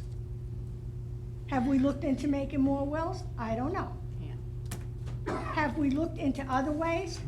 We have a whole Gulf there that we can take the salt out of. We don't look into those things, but yet we want to spend this kind of money. When children can't wash their hands in water, I'm worried. And I'm sure our good people in our whole city is worried too. And if they're not, there's something wrong here. Now, does everybody know the pipes go to the beginning of their property? And whoever gets it? Minute. Thank you. Then whoever, how come I got a buzzer and nobody else got one? You missed them. How come we all have to pay from the street to us? Does everybody know that? No. Does everybody know how much the water's gonna cost them? You could tell me it's gonna cost you 10 cents a gallon. I don't believe it. Newport Richey used to charge us how much? How many times has it been doubled and tripled? You don't think this is gonna be doubled and tripled? Fine, when they purify it, that it's not a health hazard for people or for the fish. Now, how much do we have to charge to make up the money of what it's costing the city for the pipeline? It's okay to say you can take 10 cents a gallon and charge 50 cents a gallon. How many gallons at 40 cents profit do we have to sell to make up for the first payment of $229,000? And how much is it going to be after that? You know, it's time you people woke up a little bit. Our city is not in a position for this, and this water is not purified enough. Now, people want to have parks, they want to have swimming pools, they want to have everything for the children. Well, I think we better start worrying about the children's health. Thank you. Mr. King.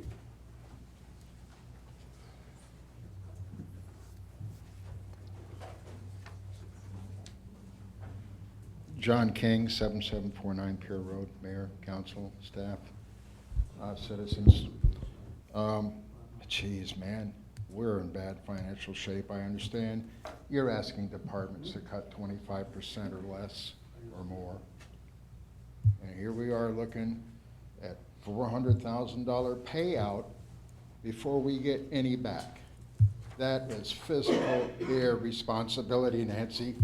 I cannot believe, if you're the one that brought this back. I did.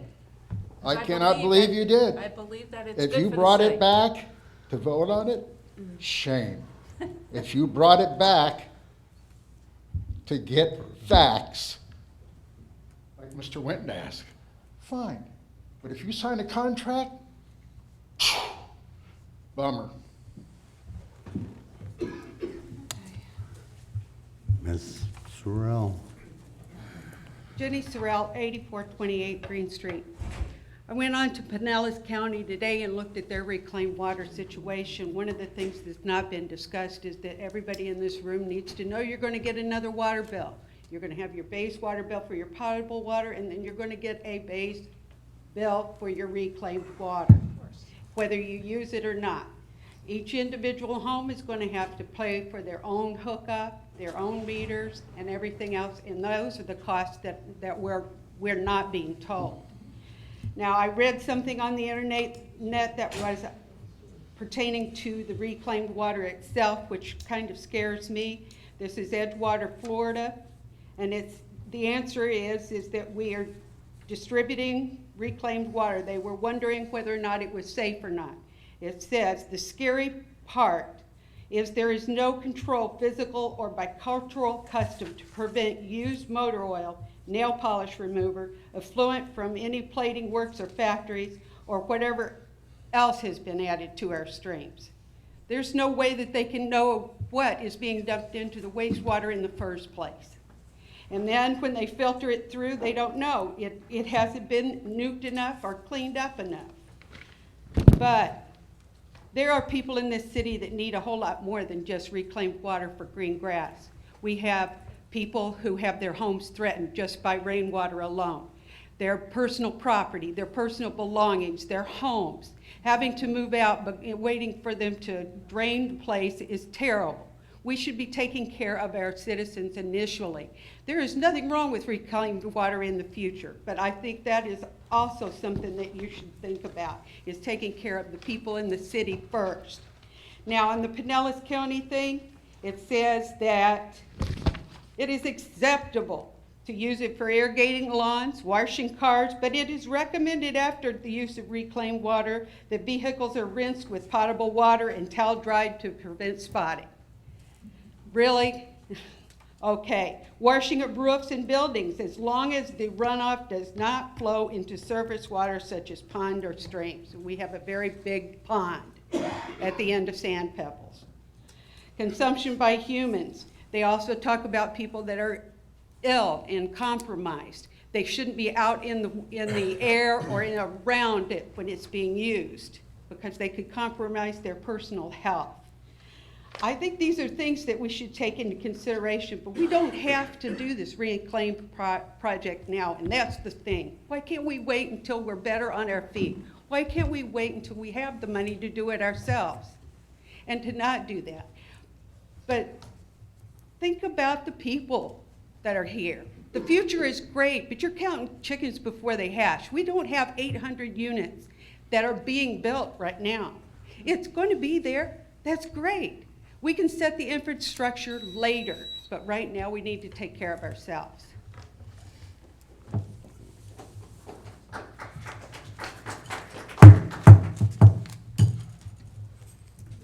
Others from the public?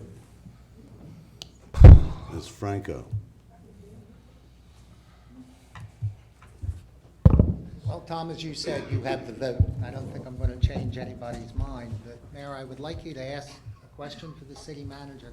How much has been spent so far on the piping done? Nobody's given us that figure at all. It was budgeted at $137. We were supposed to do only Island Drive. They've got our entire neighborhood torn up. How much have we spent? I'd like you to ask that. Secondly, 119 people you've admitted. Have any of them said yes to this project? Or have we just identified 119 addresses up and down the road? And since Sam Pebble mentioned again about taxes and what the average person pays, I wish we wouldn't pit community against community. They started it. Started it, You Bill. pay $189 Who in started? taxes They to this city a No, year. he did the other one. That's substantially less than most of us pay.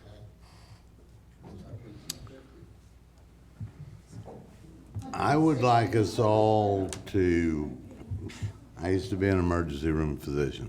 First thing you do in emergencies is take your own pulse. We are cart is before the horse, guys. Phyllis, you asked, why don't we do a workshop? I say that is a very good thing to do. I think we need to know who this is going to. We need to know how much your cost is, how much Phil's cost is. I want the sides to end.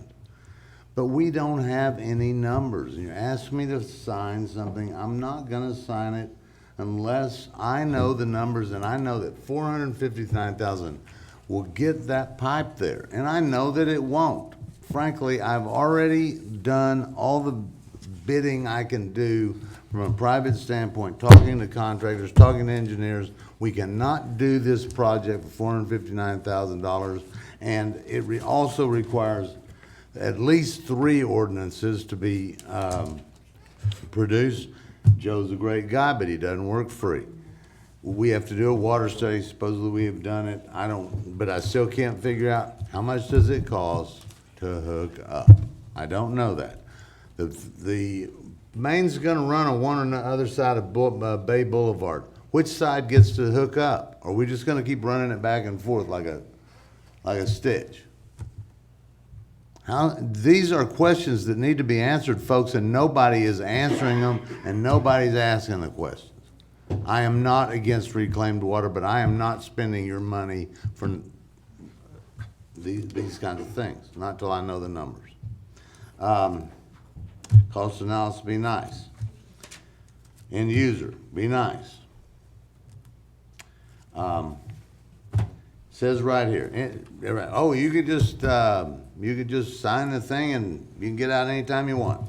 Default, either party may terminate the agreement upon the other party's failure to comply with any term or condition of this agreement, including the failure to meet task deadlines established in this agreement, so long as the terminating party is not in default of any term or condition of this agreement at the time of termination. God, Mayor, we know you can read. All you do is read to us. We're ready to make this vote. I mean, come on. You may be ready, but I'm not, Nancy, and I'm running this meeting, and you are out of order. I haven't had a chance to speak, and hopefully we will get to a point where we call the vote. Hopefully we will. We're gonna finish, Hopefully but we will. I'm We know gonna- where you vote. Have you, I'm gonna be brief, but I just, you may be brief. Have you disclosed that you have financial gain in this? I've been asked that. Well, I live in San. Head of master board, aren't you, Steve? I live in San Pebble. You're head of and master board? I'm on 3 boards. Okay. So I know the impact So of water. where's your allegiance? Is it here or there? Well, I've voted on your dredging as well for $1 million, and we still don't have anything going, but I can't fault you for that. But what I can do, and let's not go there, because I'm here 10 years, I don't want to waste that time, and I don't think you do either. What I can say is, a lot of folks bring up some good points. Do I think it's good? Yes. Unfortunately, in the very beginning here, we had some questions. Terry had some questions about the environmental impact and so forth. We brought in what we thought, I think we're the experts. They're not here now. Frankly, maybe they wouldn't want to come back. They were here for a good 2 hours and 45 minutes. Throughout the whole discussion, they answered every question we had and you had about impacts. That's why we shifted over to the cost.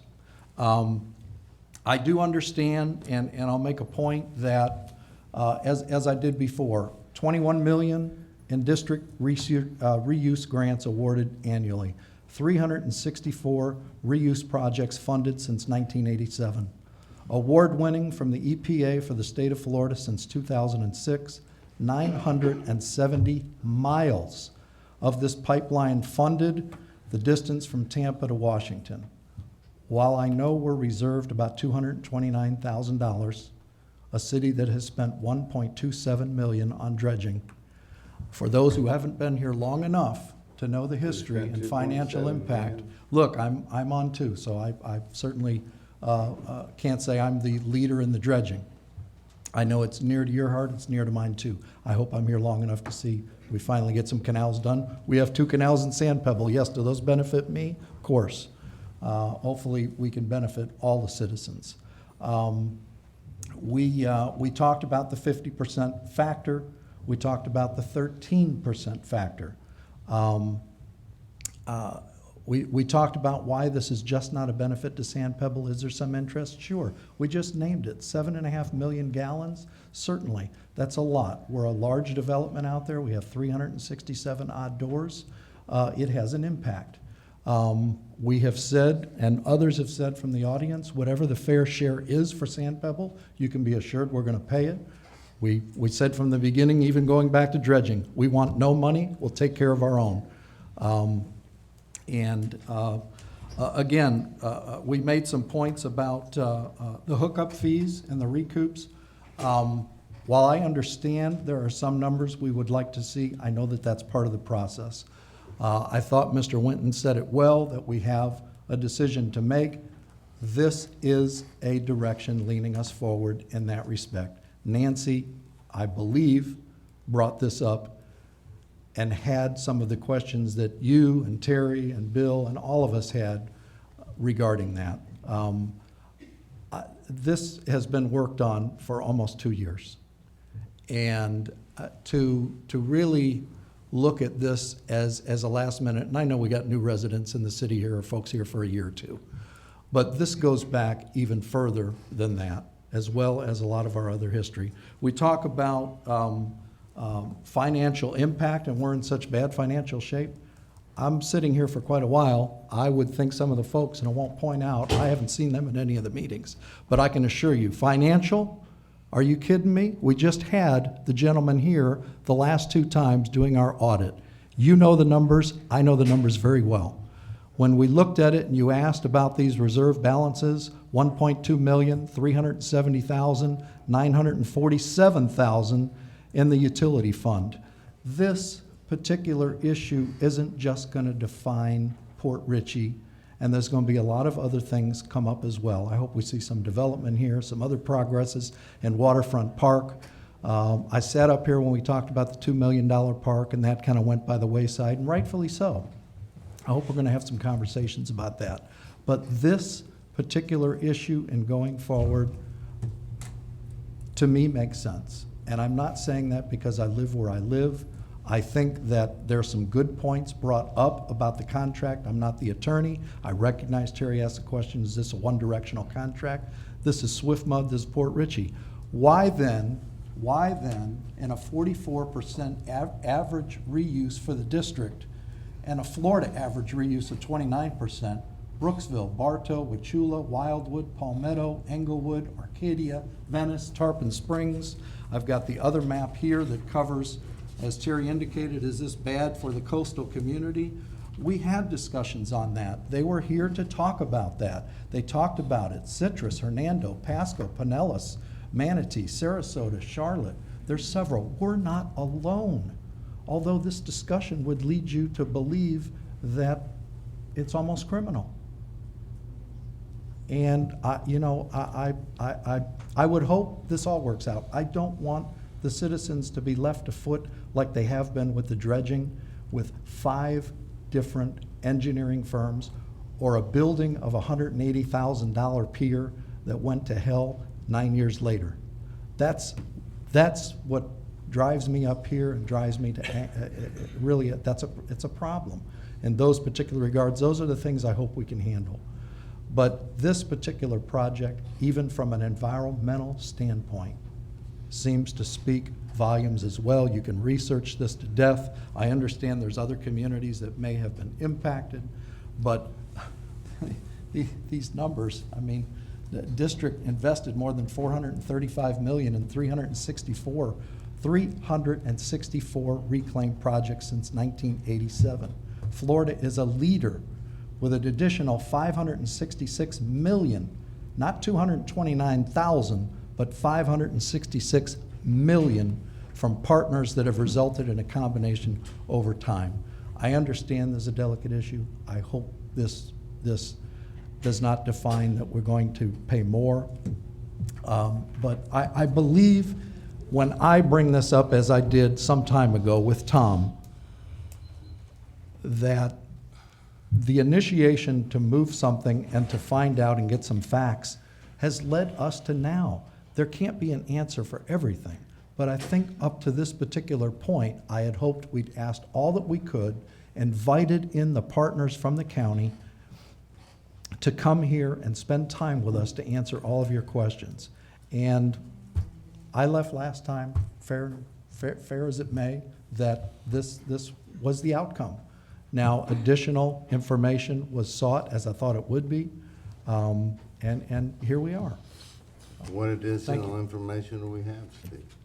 Well, I don't think you're going to have the exact numbers. If Dale, if somebody told you, Mayor, if somebody told you, and I know this is near and dear to you, and I hope that we're going to see some things happen, because I know you're passionate about the cause for dredging.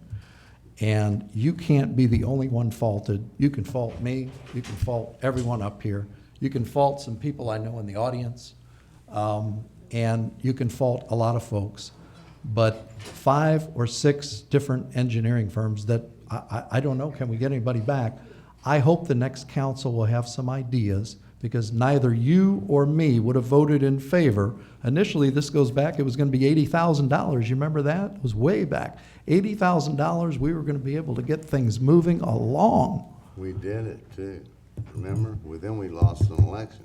They hired the engineers, we didn't. Well, we've spent a lot of the folks' money in a waterfront community, and it does break my heart when I come down the roads and look in the canals. We can do better. Can we do better with this contract? Well, you know, we've had 2 years to try to figure it out, and this is where we've led up to. And at some point, we have to have some confidence in the staff that works hard, in Tom that addresses the questions. I speak to the man every week the same as you do. And I'm sorry he was on the end of some harsh punishment of anyone. I would think, Mayor, you would have some kind words as he nears the end of his term, and I hope you will share some of that. He's done some very good things in the city as well. If I have some time in the next meeting, I'm certainly going to share some of those, and I'll try and be brief and be direct. But again, you know, we've beat this thing up to death. I just hope we go forward and things do work out well, and answers satisfy everyone. I think I just have what I need in going forward. Okay. I don't have what I need, but I know the I vote, understand. because Tom told one of the citizens he had it. Mayor, I don't think we're going to change anybody's minds here. They're set in stone. So I'm going to leave them with some comments I heard from our citizens on the south side this week. Their water main broke twice. They had to shut it down. And they're pretty irate over there, just so you know. And they wanted to know, why are they spending our tax dollars on this folly of a project when we got old pipes in this city that need replacing? Why don't they do that first and quit chasing pie in the sky? Well, those are the people that are going to be voting this election, folks. Vote away. I was at a function, I didn't hear that. I was on the south side, but anyway, I'm sorry. Okay. I had to think say we that. all are a little frustrated.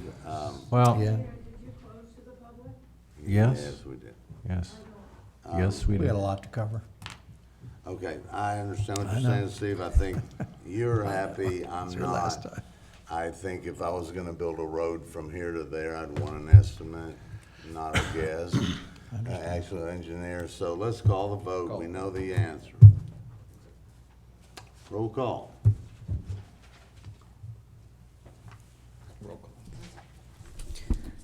Councilman O'Neill? Roll Aye. call vote, please. Aye. Colombo? Aye. Masad? Nay.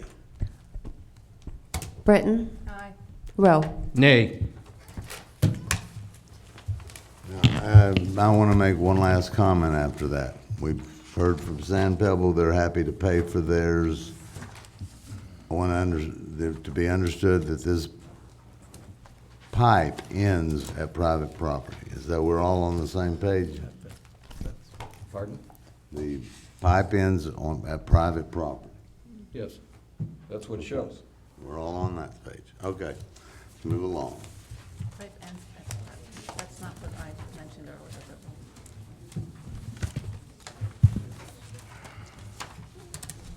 Okay, we got the police out. Yeah, where we were. We're moving along like the speed of smell, eh? Okay, request to fill vacant police department. I think I talked to Tom about that.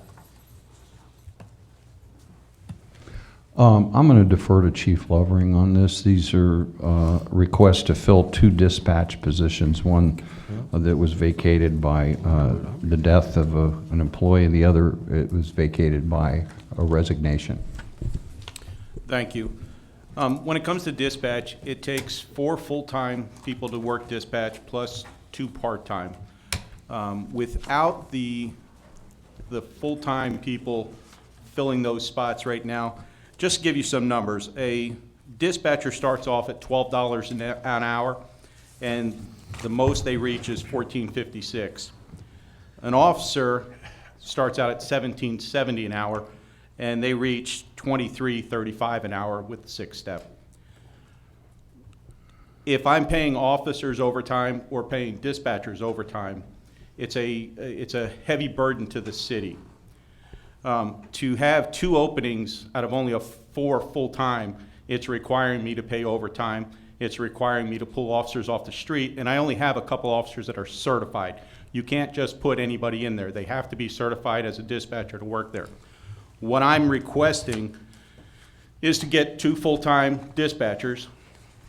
It takes approximately anywhere, depending on their experience, anywhere from a month and a half to 3 months to get them trained. During that time, I will still have to have other people backfill because they cannot obviously be on their own until they're fully trained and pass the test. The way this shift works, dispatchers work 12-hour shifts. If we don't have part-time, that means that each dispatcher would get 8 hours of overtime a month. If you do that numbers, that works out to, and I just used the lowest, the $12, that works out to approximately $18,000 that I would be paying in overtime. To have that part-time person, it would only cost me $4,600 to pay that person to cover those 8 hours that each one of them would get, the 32 hours a month, which is a savings of over $13,824. So what I'm asking for to save money for the city is to hire, right now I have a part-time person that I'd be able to move into full-time. I would have to hire a full-time person and then hopefully find someone to hire eventually as a part-time. I have no problem with that. Is anywhere near even what Dade City had, so I don't think we would pay what they paid. But what I was told is it's equivalent to paying 2 full-time spots for the county. And the county has always offered, and I'm not sure, I don't want to speak for them, but they've always in the past offered to hire our dispatchers to go in there. Okay, so we could probably have our own dispatchers in there, save money, and transfer it. In the I mean, we long could run, get it our might guys. save money. In the beginning, it probably won't save much for a first Right. year or two. Well, I'm always concerned about getting our people hired, so that doesn't, that's also what I got from Sheriff Nocco. Mr. Mayor, could I interject something just quickly? I remember not too long ago reading or seeing on the news a lot of problems going out in Pasco County's dispatch. I do believe for some of you who have been around here longer than us, we did go with the county on dispatch for a while. Is that not the case? Not the case.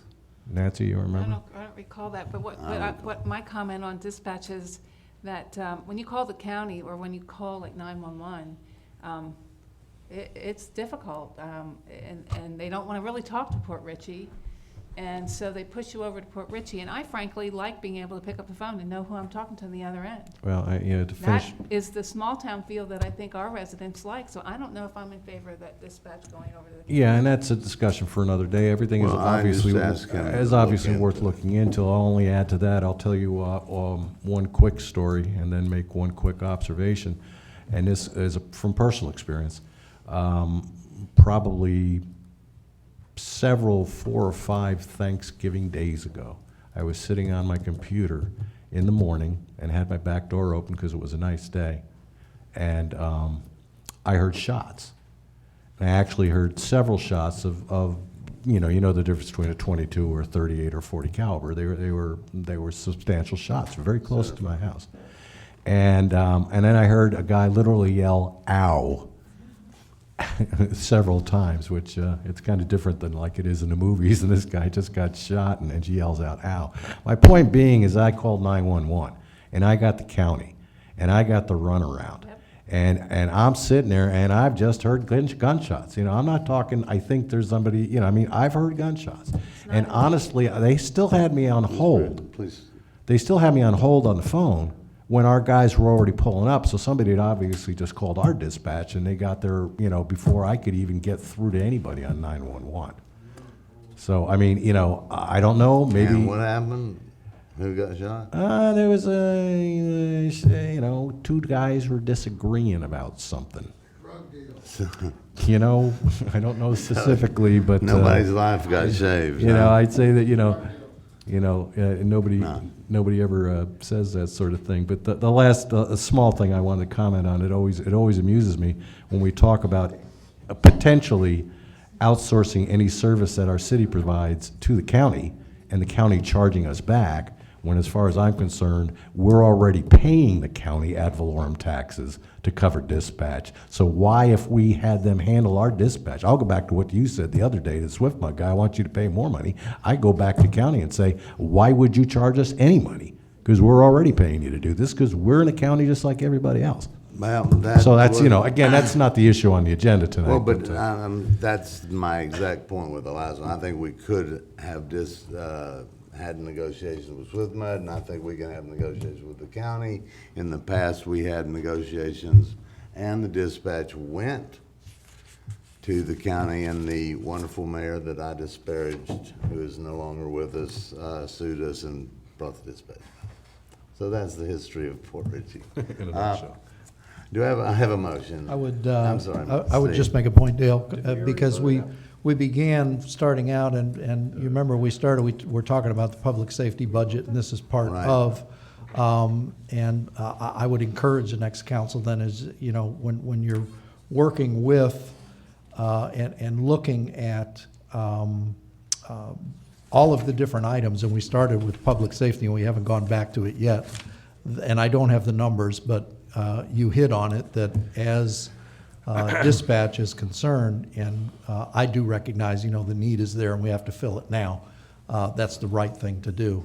But in having those conversations, who's ever up here, that, you really have to look at some of those increases over that period of time, because you are going to have, and I believe for dispatch, it's going to be somewhere around $46,000 over the period for the 10 years. I had some numbers on that as well. So when you talk about reaching out, I'm not saying it's a solution, but I think some good points have been brought forward that, as Bill noted, there are things you're paying for, just like we were paying for water.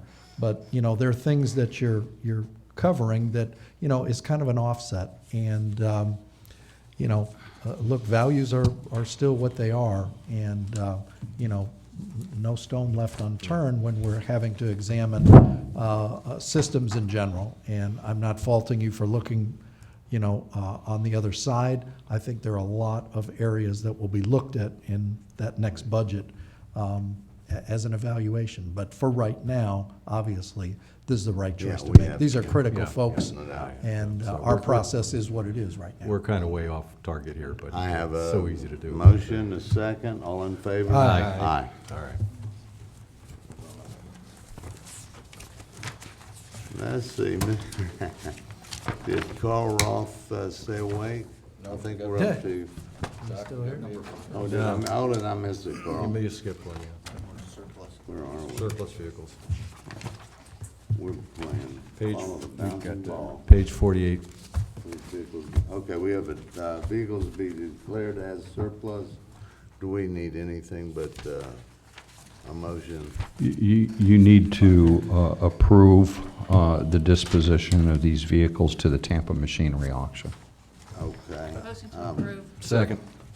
Now, let me ask you, if a citizen wanted to buy any of these vehicles, would that be something, I don't have anybody and I don't want to buy one. But would that be something we could do? Yes. Okay. They could appear there and make a bid. Oh, they'd have to go there? Yes. Okay. All right, I have a motion to approve. Second? Carrie, you want? No. All in favor? Aye. Okay, we are now to the crosswalk. Mayor, I'm sorry, I just need clarification. I thought that I heard the second come from Councilman Rowe. Did you? Either myself or Bill Colombo. Thank you, sir. Mr. Rowe is fine, yeah. Just put it down as Mr. Rowe. Actually, I thought it was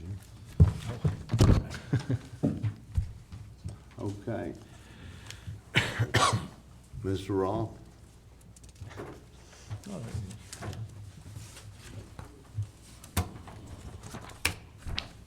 Carl Roth, 8031 Island Drive. I believe on the agenda we have some, I've worked with Mr. O'Neill on getting some information on crosswalks. I usually commute pretty early in the morning along Bay Boulevard and Washington Street. And along those main thoroughfares, there's a number of school bus stops that occur. And with the time change late earlier in the morning, it's darker and such. Kids seem to be dressing in dark clothes because that's cooler than light-colored clothes. So invariably, you don't see the kids when they're getting ready to get to their crosswalks. They usually linger around in different areas. So it's a little disconcerting if you're driving even at 30 miles an hour when you see somebody pop out. So I talked to one of the officers on patrol. He coached me on reaching out to Mr. O'Neill. So we pulled this together. I did some looking to see where crosswalks were or were not. Mostly I found they were not. The bus stops that I was looking at were 2 on Washington, one near the church where the little park is, and then further on down near the property line with Newport Richie, and on Bay Boulevard, right near where the apartments are, and then around the corner on Old Post Road. So those were my priorities, but then when I had a discussion with Mr. O'Neill, I said, well, I'll just look at everything that looked like it might be viable as far as providing citizens egress to different parts of the city, i.e. to 19 or to the different parks. So what I did is I highlighted potential crosswalks on places that seemed to make sense from my mobility around. I also looked to see if there was street lighting at those locations, so if we did decide to put a crosswalk in, it would be good for either daytime or nighttime. So, like I said, there's a more extensive list there. I tried to give it a little bit of thought, but I just offer that for consideration on the part of the council. I don't know, Mr. O'Neill, if there's anything else that you can think. Well, I looked at your map, and I think it's a good idea. I'd like council direction on soliciting quotations, and also soliciting a quotation to mark Ritchie Drive between Wilkins and US 19. And Councilwoman Britton has brought up the markings on Treadway, Bailey, I believe, and Cody Drive. We could get quotations on all of it to bring back in front of the council for consideration. Go ahead, well, please, sir, proceed. Quick question, I see all this ST, LT. Street lighting. There's street I was light at thinking that crossing. stoplights we're not gonna put that many stoplights in here, huh? No, it was purely, I didn't want to put a crosswalk, or I wanted the city to be aware if there was a crosswalk, considering where it wouldn't be really as useful at nighttime, to make sure it was lit. Okay. I was just, with council's permission, keep Mr. Ross up here. He has a nomination for the Port Authority Board. I don't think there's any other that I see out. You want to let him proceed with that? I would say we could just finish with this and move that up and just go ahead and jump to that if you want, because Okay. this shouldn't take long, from my opinion. It'll take about 15 seconds, I think. Can't we do this in-house? What's that? Oh, this? It's just striping, right? The We're just pavement, looking for estimates. We didn't need any for the pavement markings need to be installed with thermoplastic, reflective thermoplastic. If you put paint, it probably lasts a month. If you put reflective thermoplastic, it'll last for years. That's what we put in at those street ends where stop signs are Yes. recently, a couple of years Yes. ago. Yeah, that requires a specialized type of material to last. You know, I mean, I have no problem with the concept of putting this out to bid and seeing what it's going to cost, and we can make a decision at that point. So, I move to do so. motion. Second. Second. All in favor? Aye. Aye. Okay, Ms. Ross, go ahead with Port Authority Board. So we're jumping to item 8. 8. Carl Roth, 8031 Island Drive, here on behalf of the Port Authority Board. Earlier in the year, Mr. Winton had been nominated. He elected to vie for city council, so we have an opening. And I had spoken with Ron Padova, again, who was a past member of the Port Authority Board and lives on the waterway. And he would volunteer to take on the role if council would approve. So, Motion to approve. Ron Second. Cordova. All in favor? Aye. Aye. There. thank you. You owe me, I got you out of here. Good job.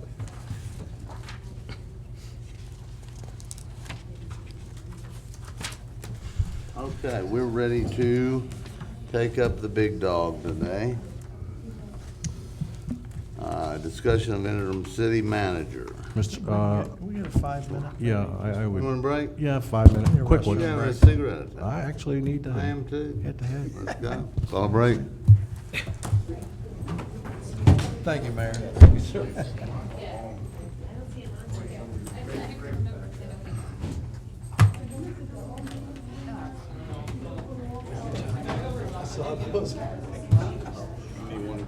Yeah. All right, I'll be out. Actually,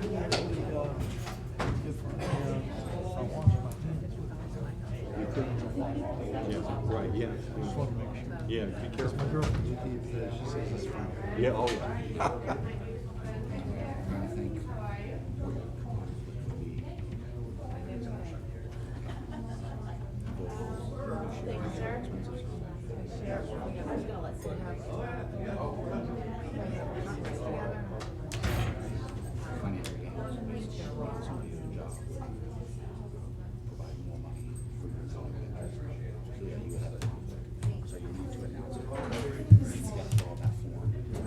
Excuse me for interrupting. Mr. Napper has a very good question. If the mayor refuses to sign the Swift Line agreement contract based on his personal beliefs, what is our step? Well, he certainly can't deny it. Well, we'll have to review the charter, but generally the next in line would sign, generally.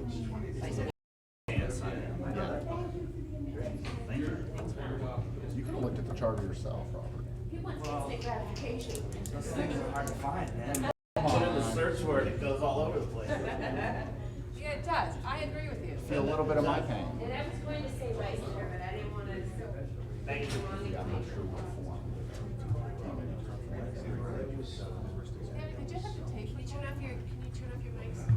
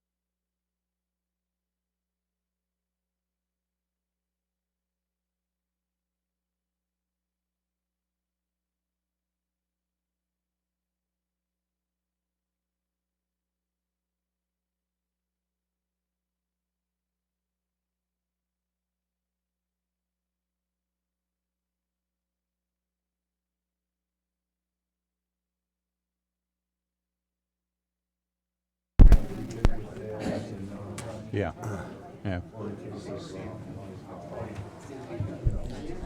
Mayor, the microphones are back on. Gentlemen and ladies,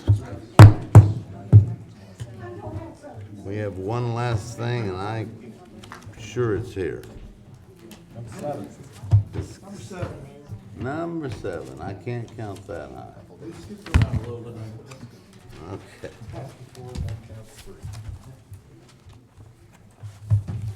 Okay, agenda item number 7, discussion of interim city manager appointment. Does anyone have anything to say before I start talking? Well, I would only suggest at this point, I've heard several names floated, so I think we should kind of approach it from a nominating process and then kind of, you know, and then vote, decide on, you know, who we would like to select. Okay, I'm gonna pass this gavel to you. Okay. I would like to nominate Jim Matthew, former city manager, former city attorney, resident of this city, and a resume that thick to be interim city manager. He has no desire to be full-time, so we won't have any of that issue to deal with. If you remember in the past, Jim did both city manager and attorney at a price that I'm sure he wouldn't do again. But there's no more qualified person. We can take our time at picking and vetting city managers and getting the right fit. Do I have a second? I'll second for discussion. Well, second, this is nomination now. It's not a, Well, because I believe at this point, we should also entertain any other nominations that might be out there. Right. Okay? we don't know. I'll second. Yeah, so the nomination is seconded. I've given my speech. I don't think you can find a better one. And again, I can hand you the gavel back. You don't. oh, please. You are back in charge. You can talk all you want, you know, you just need to take action. Okay. Well, from the standpoint of a timeline, Well, you know, I Go mean, ahead. from a Just nominating nominations. standpoint, I have somebody who else I would like to nominate too for consideration, and that's Mr. Jim Gabbert, who stood in as our interim police chief for quite a period of time and did a very good job in bringing Chief Lovering in line, both bringing him in line and straightening out our police department. He also has extensive experience as both an interim and actually spent 5 years as a city manager of Vero Beach. And I have spoke to him, and he is definitely interested in coming back. So I bring that name up because I know a lot of us have worked with him before, and I think there's an awful lot to be said of his capabilities. I have a lot of faith in him, so I wanted to put his name in nomination. Any other nominations? Don't know where you want to go with this from here. I need to make a statement, please. Please. If it comes down to James Matthew, because of the fact that I have financial gain, we own property together, I don't think it's something I should vote on. Mr. Public?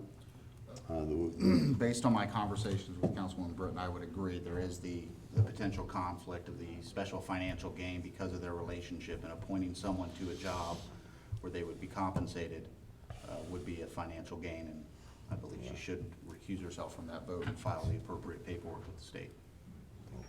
And I might suggest, sir, you know, respectfully, you have a business relationship with Mr. Matthew also. So, No, I mean, we've that been needs to through be- that and got through it, and everything was fine. Well, I'm just saying, you know, And I will- based I on own a- what Nancy said and Joe just said, I'm just merely bringing that point up. Then that point is well taken. I have I own a rental home with Jim Matthew, and a fantastic police. I don't know what we're, I have a question.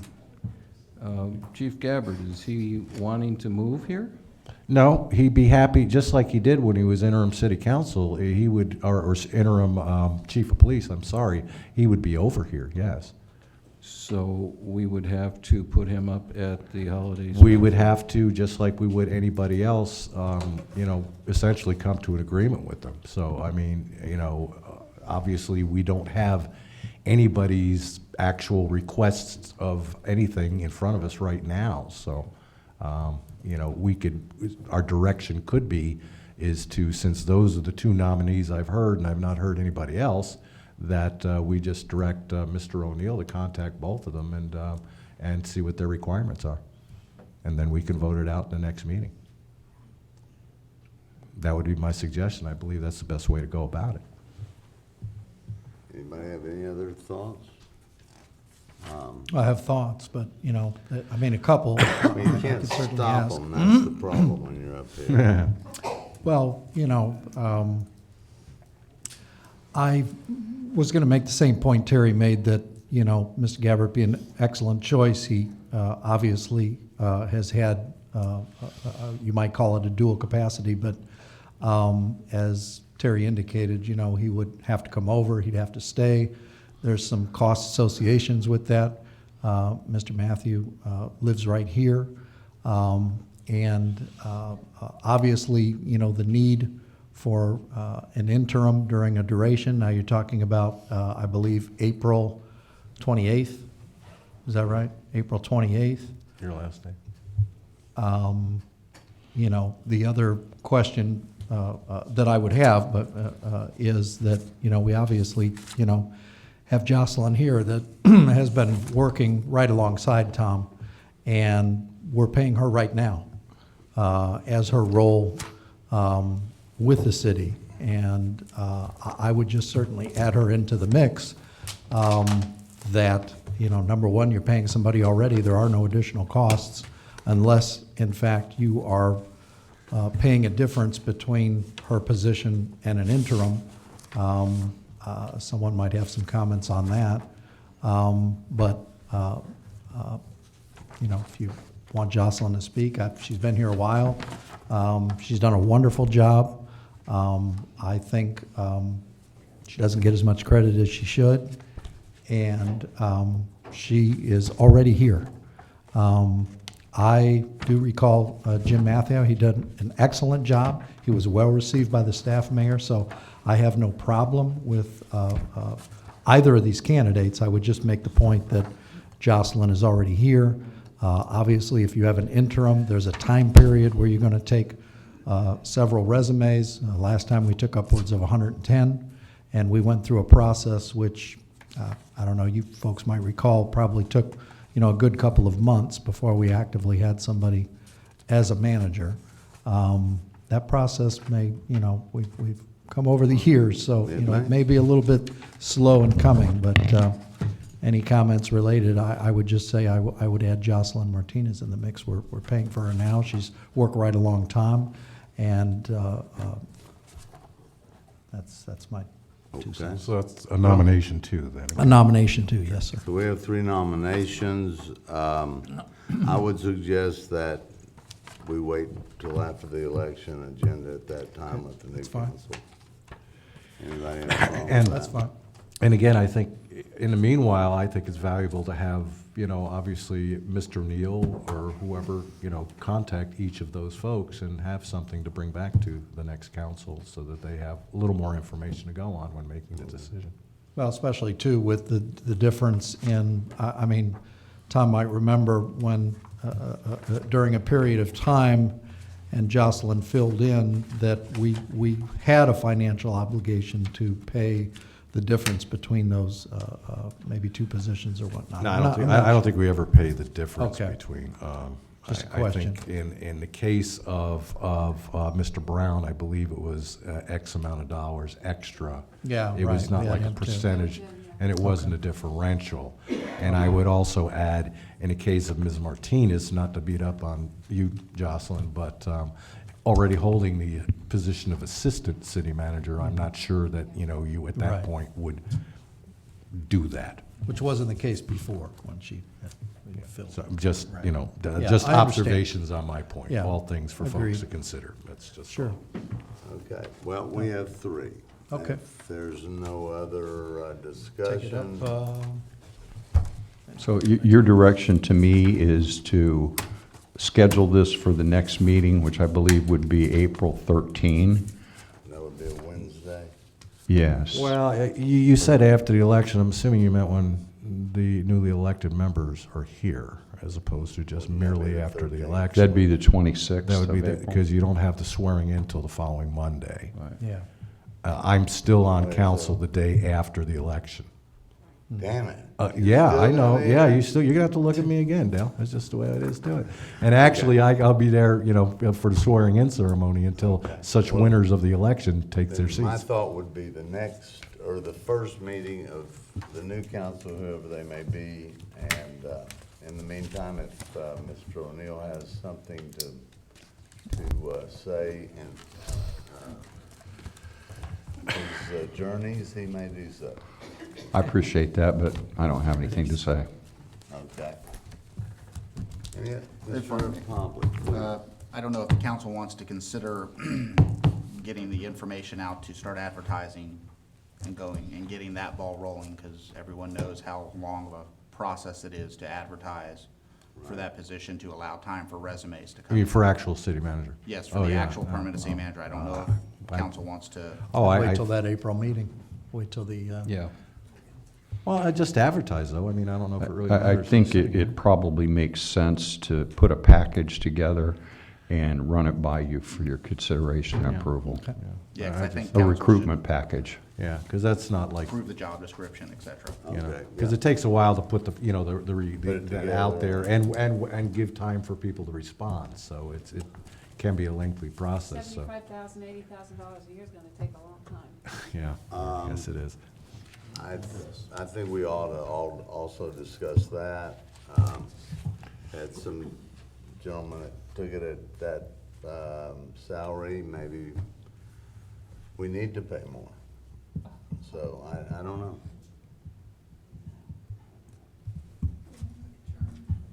But generally, you advertise, you shortlist, and you ask what their salary requirements are going to be. That's part of the process. And so, I just would tell you, and I'm not going to have anything to do with this, but you may want to go through the advertising and recruitment process. And I think it's important, like I say, that you get a chance to put your 2 cents in on the recruitment package. I would also, as long as we're nominating, Jerry Calhoun may well be interested as well.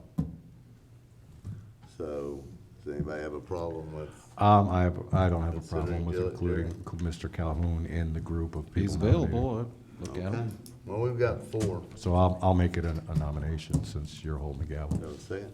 Do I have to have a second, do you think? We're making a nomination. Second. All right, we have 4 people. We are gonna let Mr. O'Neill put a package together. Sure. And we are going to listen, I believe, for that lovely last motion.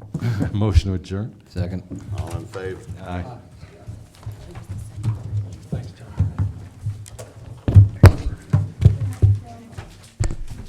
I'll listen to him. I think it was O'Neill.